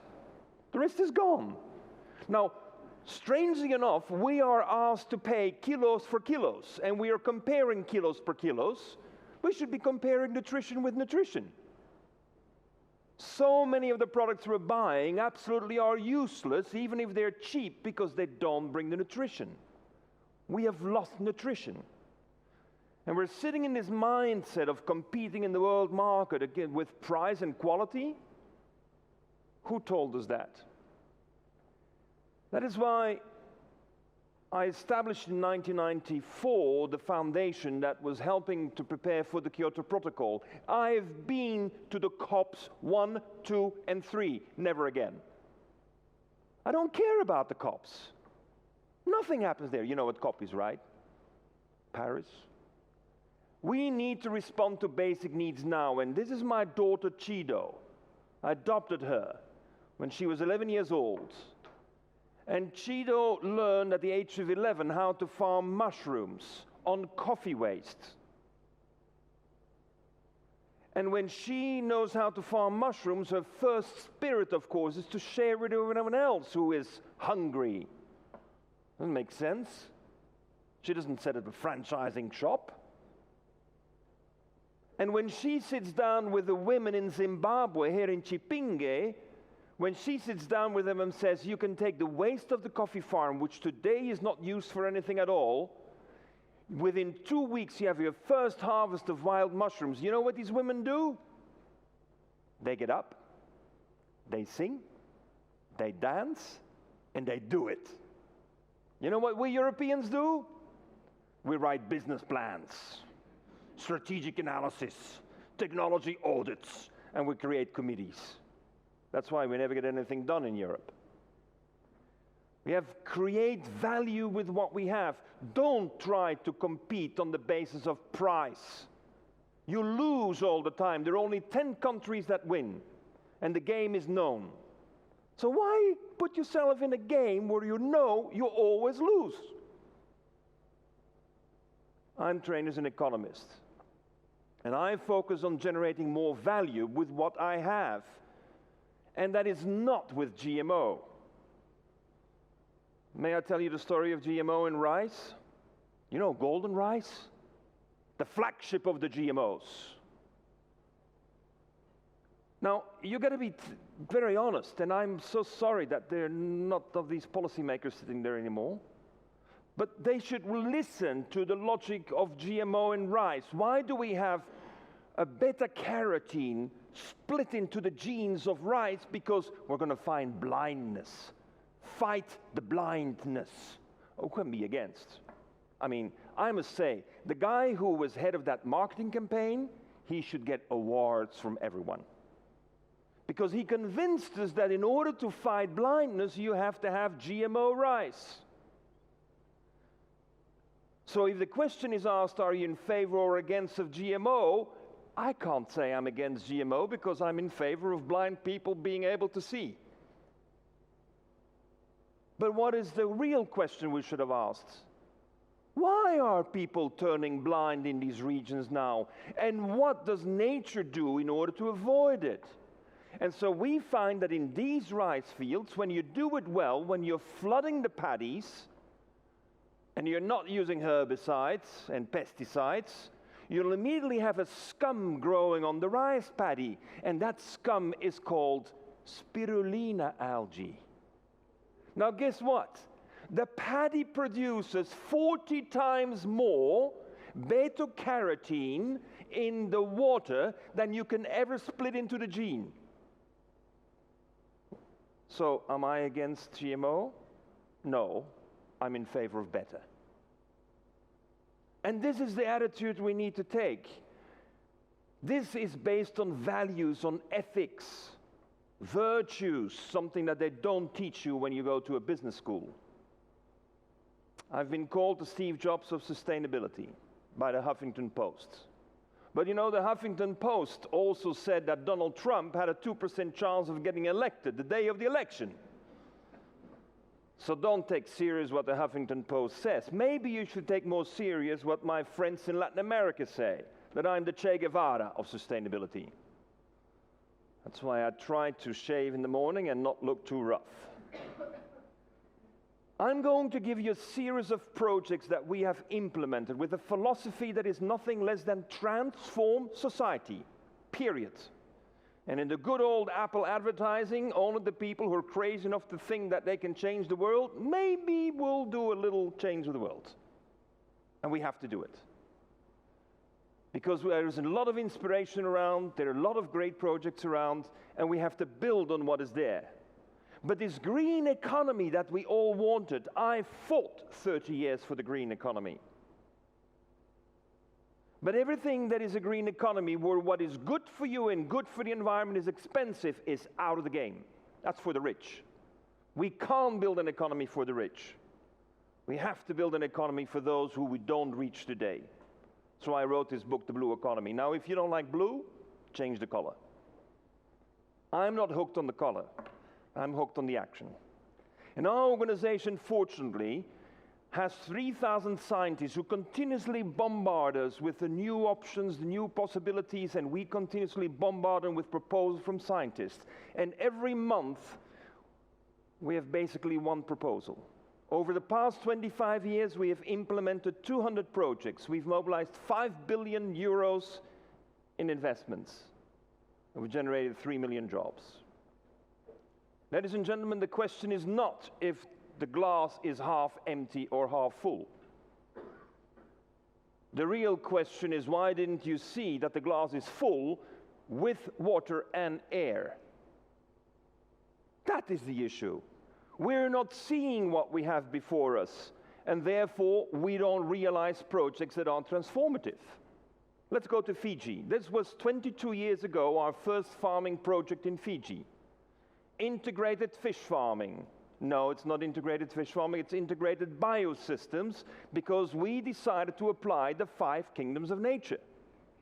We have to have mushrooms, we have to have bacteria, we must have the microalgae, we must have animals, we must integrate it into one system. This outcompetes tilapia fish, flying. You know the tilapias. Tilapia mozambica, originally from Mozambique, genetically modified in the Philippines, massively promoted by FAO. This is the genius behind it, George Chan. The first thing we did, though, is if we want to motivate young people to get interested into farming, we better first teach the pigs to pee and poo in the corner. And I tell you, it helps motivating people. So every pig that we work with is trained within 3 days to do it in the corner. And you don't have to clean up anymore. Gets everyone interested in pig farming now. And we have to sometimes think twice, what is missing for people to become farmers? That was the digester. This is the algae pond. Here we are harvesting the spirulina. And of course the spirulina is fed to the pigs. We want it to be good and healthy. And we have 15 tons of fish per hectare, 3 meters deep, what we call 3D fishing. And we don't have to feed the fish. Do you think we can outcompete tilapias? Easy. Because we don't feed them. How come we don't feed them? Because we have an ecosystem that feeds the feed of the fish, the benthos, the zooplankton, the phytoplankton, the grass. That's what we have to do. In Indonesia, after the tsunami disaster, we looked at all these fields that were devastated, not by the tsunami, they were devastated by the shrimp farming that had got rid of all the mangroves. And we started planting the mangroves again with these channels in the middle so that we can actually be farming shrimps without having to feed the shrimps. You know what shrimps get today when you are eating them?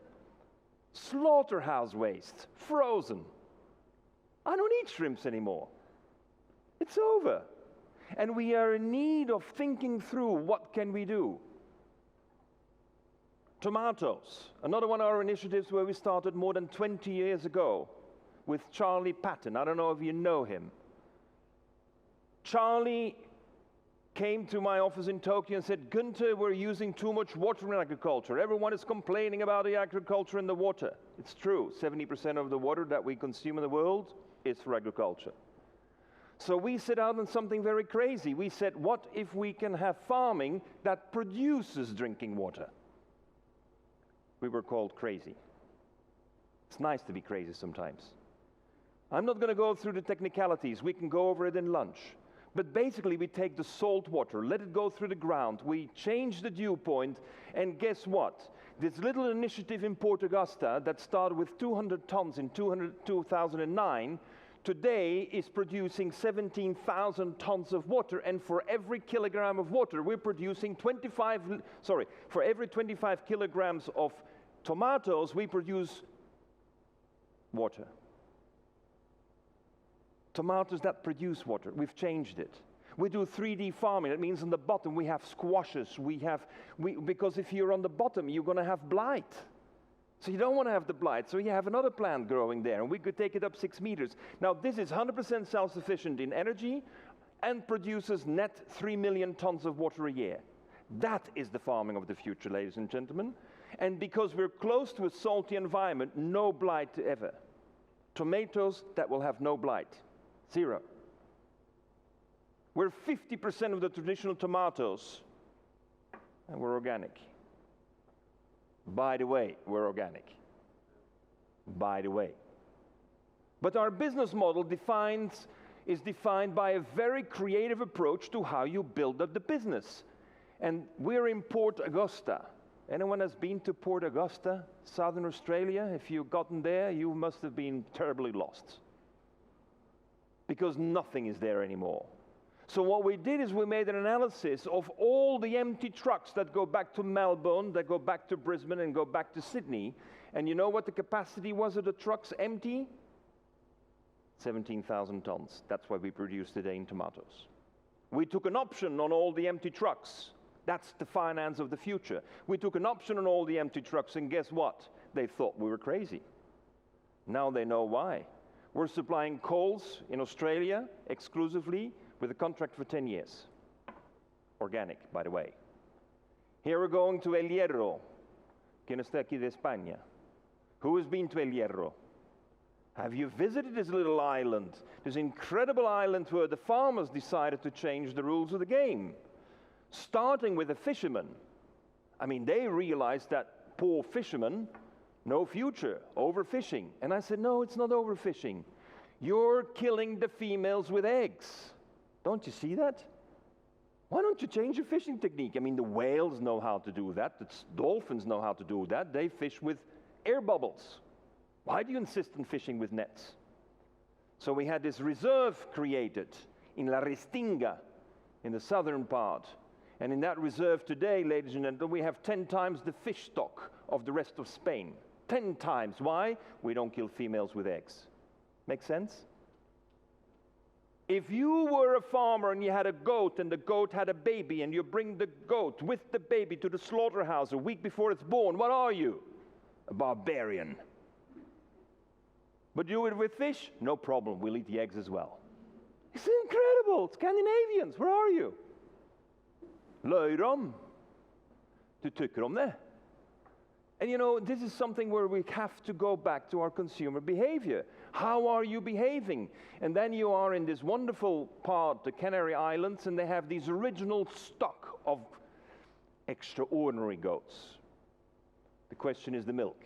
What price do you get? Ladies and gentlemen, we were told that you can't compete with milk from an island that is 3 hours flight from Madrid. Well, tell them, excuse me, ladies and gentlemen, block it from the words, tell them it's bullshit.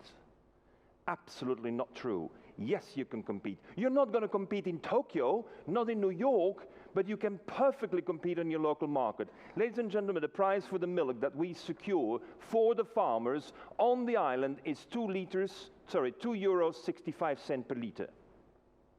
How many people do you think are interested to have 50 goats? It's $100,000 a year, huh? And the only thing you give them to eat is the thistles that are growing on the island. Ladies and gentlemen, it's not difficult to make yourself competitive with an organic if you change the business models, if you focus on what it is. Now, that island has gone on with a lot of other projects I don't have time to go into, has gone on to become the first island in Europe that is self-sufficient in water and in power. 82 million euros for 10,000 inhabitants, and we were told, you're crazy. Guess what? It is crazy. But It's even more crazy that the population was spending €9 million a year on importing fuel to burn a generator. That's normal. Can we do the economics? €82 million, €9 million a year, 10-year, funded with a 6% interest rate. Caixa Bank funded it. You know, it is not difficult to put your minds to it. We basically have to just focus on it. And let's go over to Sardinia. Yeah, Sardinia. And here you have the thistle.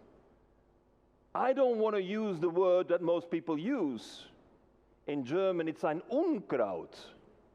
Why do you call it Unkraut? Why not a Wildkraut? Because it's just wild. It's just the excellent plant for that niche that has been created there. Now, there's 20 million hectares of thistles growing around the Mediterranean. And what do you do with it? You throw glyphosates on it. Roundup is so happy that you are, as European Union, legislating the destruction of thistles. Well, ladies and gentlemen, this is an artichoke. Don't fool around with it. And here are the products that can be derived from it. What mulching material are you using for your farms? Is it made from biodegradable materials that is reviving a territory like Sardinia? And instead of calling a herbicide, are you crowding out the other plants by strengthening the system that exists? Are you or not? And you on the farm, are you using lubricants that are made from a thistle? Or are you using, like 98% of everyone else, lubricants that are synthetic? And every drop from that synthetic lubricant will destroy your soil for decades to come. Is every one of your organic farmers using bio lubricants only? I gotta check the machines they're using, because I know that many of the machines will not even give you a guarantee if you're doing that. So that's why we partner. I'm the chairman of this company. It's called Novamont. And you have Sarah sitting here from Novamont. I didn't know she was going to be here. She didn't know I was going to be here. But you know, as chairman of this company, I got to say, we have to change the rules of the game. And one of them is sit down with New Holland and say, stop it with your millions of gallons of synthetics that you keep on dripping on the land. And the waste is an animal feed. And then when you have a thistle, there is a white enzymic bacteria on it, and that you turn into the enzymes comparative for goat cheese. Do we realize that more or less 90% of all the enzymes and bacterial enzymes we use for cheeses are genetically modified, thanks to a Danish company called Novozymes, or a Dutch company called Hisprocades? They just go around. Hey, it's not only Monsanto, huh? There are a couple other ones around, and they hide behind the Monsanto game. I'm very proud that this initiative for the thistles in Sardinia is actually undertaken in a bankrupt, closed down petrochemical facility. Biorefinery takes over petrochemistry. Ladies and gentlemen, we need to be partners. We got to work together. This is a time to transform and to change. Novamont has already transformed 4 factories in Italy, and there are at least another 500 to go. Are we ready? Let's go to Brittany. I can't stay with you tomorrow, because tomorrow we have a big presentation in Brittany. And again, we're looking at fish farming. And of course, everyone is talking about the need to compensate the lack of fish in the ocean with fish farming. Excuse me? So here is a scientist, Frank Zal, and Frank Zal identified that the sea worm has a hemoglobin that absorbs 150 times more oxygen than we can do. Now, of course, the first reaction was that you get it in your blood and you go up the Tour de Malais and you win the Tour de France. Yeah, because if you can pump up your blood with so much oxygen, but today that is all being checked very carefully, so you can't do that. What is the application of this business now? First application is that organs which are needed for transplant have a special liquid, and that liquid is only good for 4 to 5 hours. Now we get the hemoglobin out of the sea worm, and we can maintain fresh an organ for transplant for 4 days. Revolutionary. Now we can find the perfect matches and we can ship organs around the world in order to save people. They come to me and they said, but it's too expensive because we only have 6 liters of hemoglobin for 1,000 liters of sea worms. So I asked the question, who likes to eat the sea worms? And they said, well, that's a salmon and a sea trout. So we're setting up farms of sea trout in Brittany, because all of these installations, they're 80% empty because we've overfished. And so the infrastructures are not being used anymore, and we're repopulating them with the sea trouts, and we're feeding the sea trouts the leftover from the extraction of the hemoglobin for the organs. Now, let me ask you a question. What's the price of the feed for the animal, for the fish? Let's turn it around. How much are you going to charge now when you make such good money on your sea trout? How much money are you going to charge for saving people's lives? I asked you in the beginning, business models need ethics, virtues, values. We're giving it for free. I don't know how you could ever charge money for saving people's life when at the same time you're making good money on your sea trouts. That is the business of the future. We have to go beyond the mere organic. We have to get ethics at the center. And what you're representing with your organization for so many years, decades, is ethics. It's life, celebrating life. And let's go to the rooftops here. When you have a roof, I added this in because people talk about the cities. You have a roof, you have an air conditioning system, then you have a spirulina farm.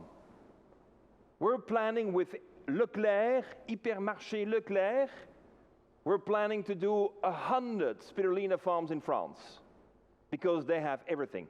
The roof space, enormous. The heat system as well. The nutrition base as well. The CO2, they have everything. So they've decided to do it. In Quimper, the first one is opened. Now bread. To me, one of the most horrendous things what the world has done is to our bread. Bread is not what it used to be. 60% of all bread we eat is called, euphemistically, oven fresh. Oven fresh basically means recently unfrozen. And when you unfreeze it, you can't have the crust, because that doesn't work. So what does the industry do? Bah, science and technology will solve it. I heard it. Science and technology, very important. So they found this enzyme in the blood of a pig, because when you cut a pig, it develops a nice crust. And that's what you have now in your bread.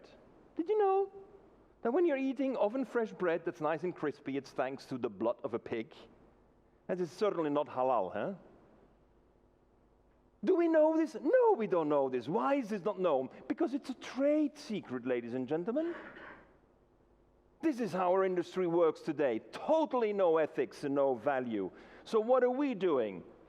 We're saying here is a beautiful avo. The seed of the avo is so rich in nutrition because in the end of the day, out of that seed, you're going to have a new tree. So today we have the first factory in Guadalajara in Mexico where we're extracting the seeds. First you make the guacamole. What's left over from the guacamole is the seed. The seed, you express the oil, and whatever is left over of the oil, we turn it into a fine additive for bread. And then you don't need to put in the pig's blood. You know, I'm fascinated with some very great pioneering experiences in Europe, and my favorite, of course, is Hermannsdorfer Landwerkstätte of Karl Ludwig Schweizfurt in Germany. Who has visited it? I mean, you should all visit, huh? This is worth it. This is where farming is being redefined. He was told he could not compete. He can't follow demand. There's 34 shops vertically integrated from feed to pig. And yes, he's defying the European Union because where the pigs are the chickens. And the European Union tells him, you can't do that. Why can't I do that? They've been doing that for millennia. The European Union is bothering them, and they say, well, close us down. But this is Bayern, and he's catering for the minister-president from Bayern, so they're not going to close him down for the time being. But the beauty of it is that his pigs are reared for 1 year and not 6 months. And guess what? When you rear the pigs in the open for 1 year, together with all the other animals, then pigs will have a concentration of omega-3, which is more than the salmon from Norway that has been fed with anchovies and herrings, which you should have eaten directly. And of course, it's sold at a premium price. Ladies and gentlemen, pigs have more omega-3 than the salmon from Norway. This is what we're doing with our food. So here we are. My last examples.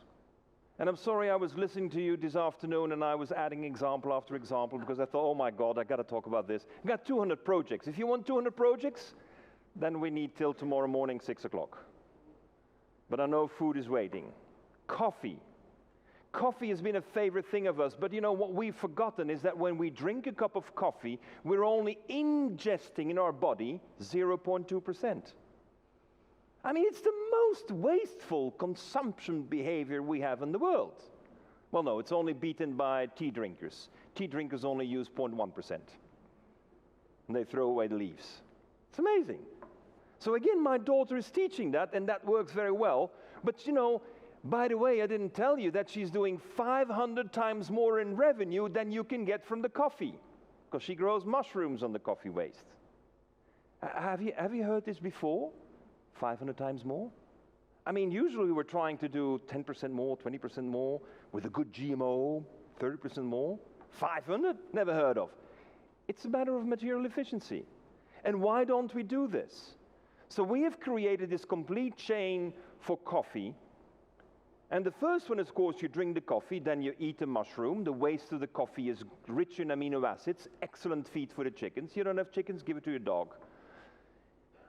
We mix now textiles with coffee because coffee is a great odor absorbent. We can put it into the carpets. We are now insulating with polyurethane and we blend it with coffee.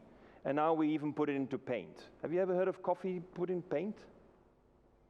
Now, what is the price you pay for a fair trade and organic coffee? It's $800 a ton. How much do you think we're getting for coffee when you put it into a paint because it helps block ultraviolet? $3,500 a ton.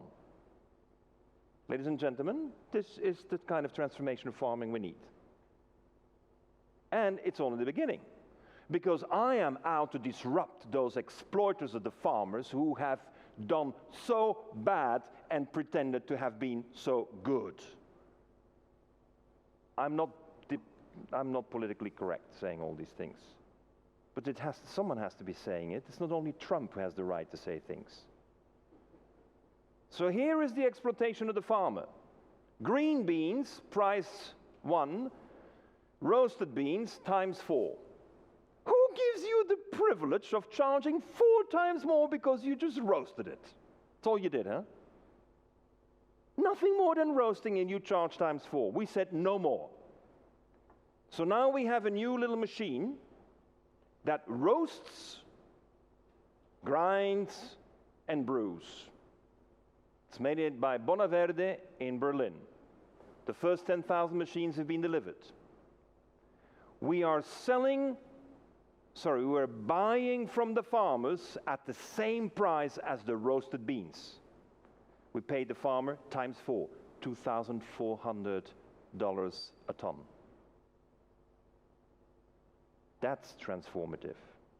It works. And guess what?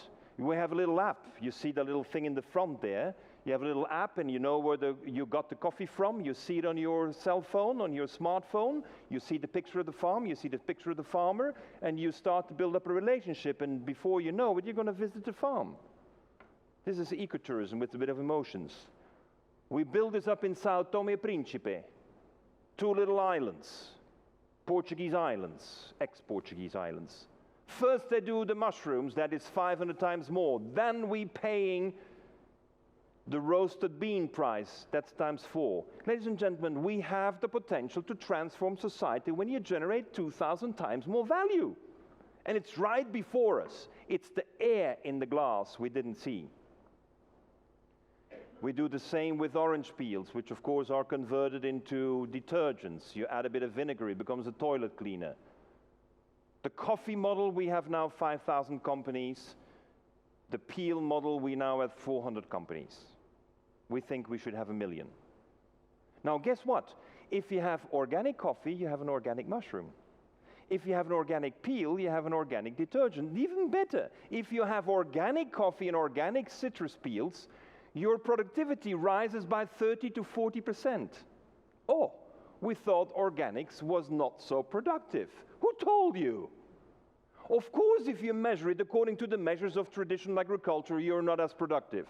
But if you measure it like a system, like I heard you say that you're a systems approach, then by having an organic citrus fruit, you will have twice as fast your detergent and you will have 40% higher density of your detergents. So it pays to go organic.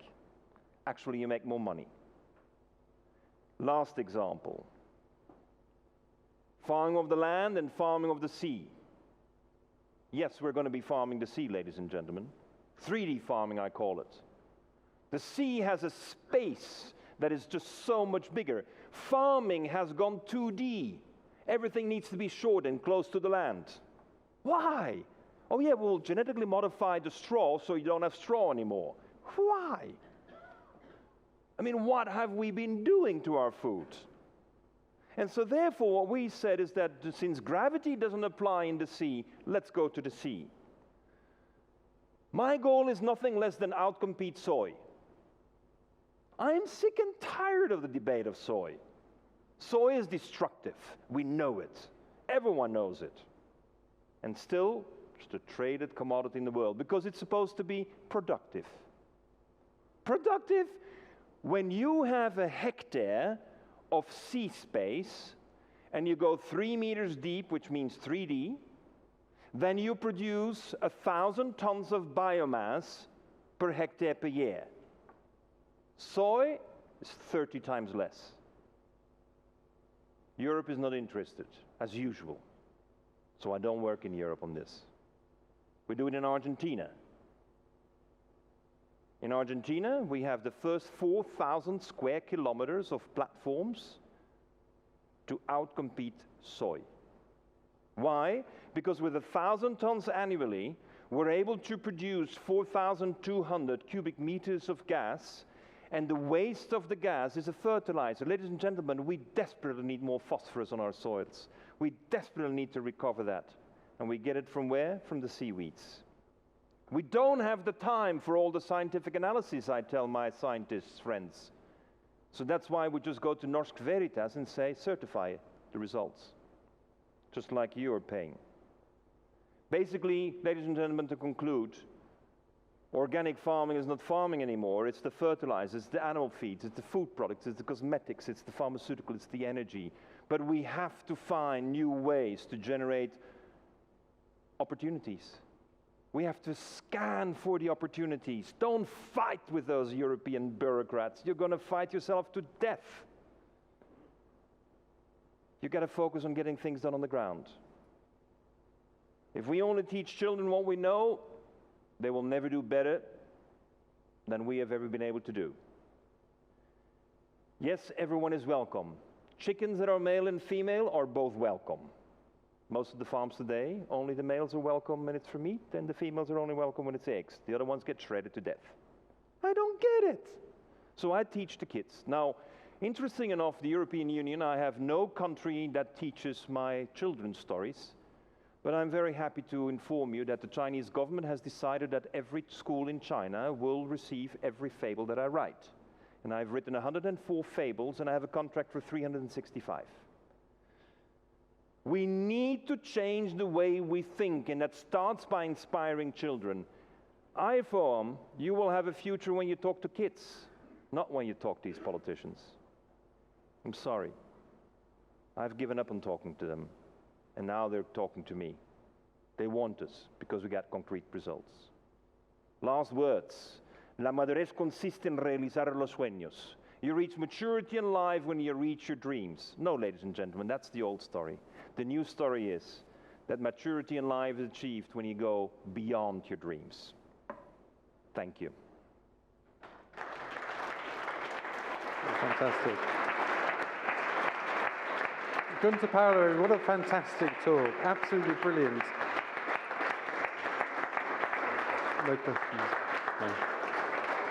That was a fantastic rounding off to a day which we spent more time talking to politicians and less time talking to Gunter. Thank you very much. We do have to move on. We have buses outside to take us all to the restaurant, which is by the sea. We want to have a bit of time to enjoy the seaside, and you can tell us more about how you can mix all this up into an alchemy which transforms food and farming. So thanks for your inspiration, Gunter. It was fantastic. And that's the start to a good evening's discussion, I think. So out downstairs, bus is leaving in 10 minutes. Thank you.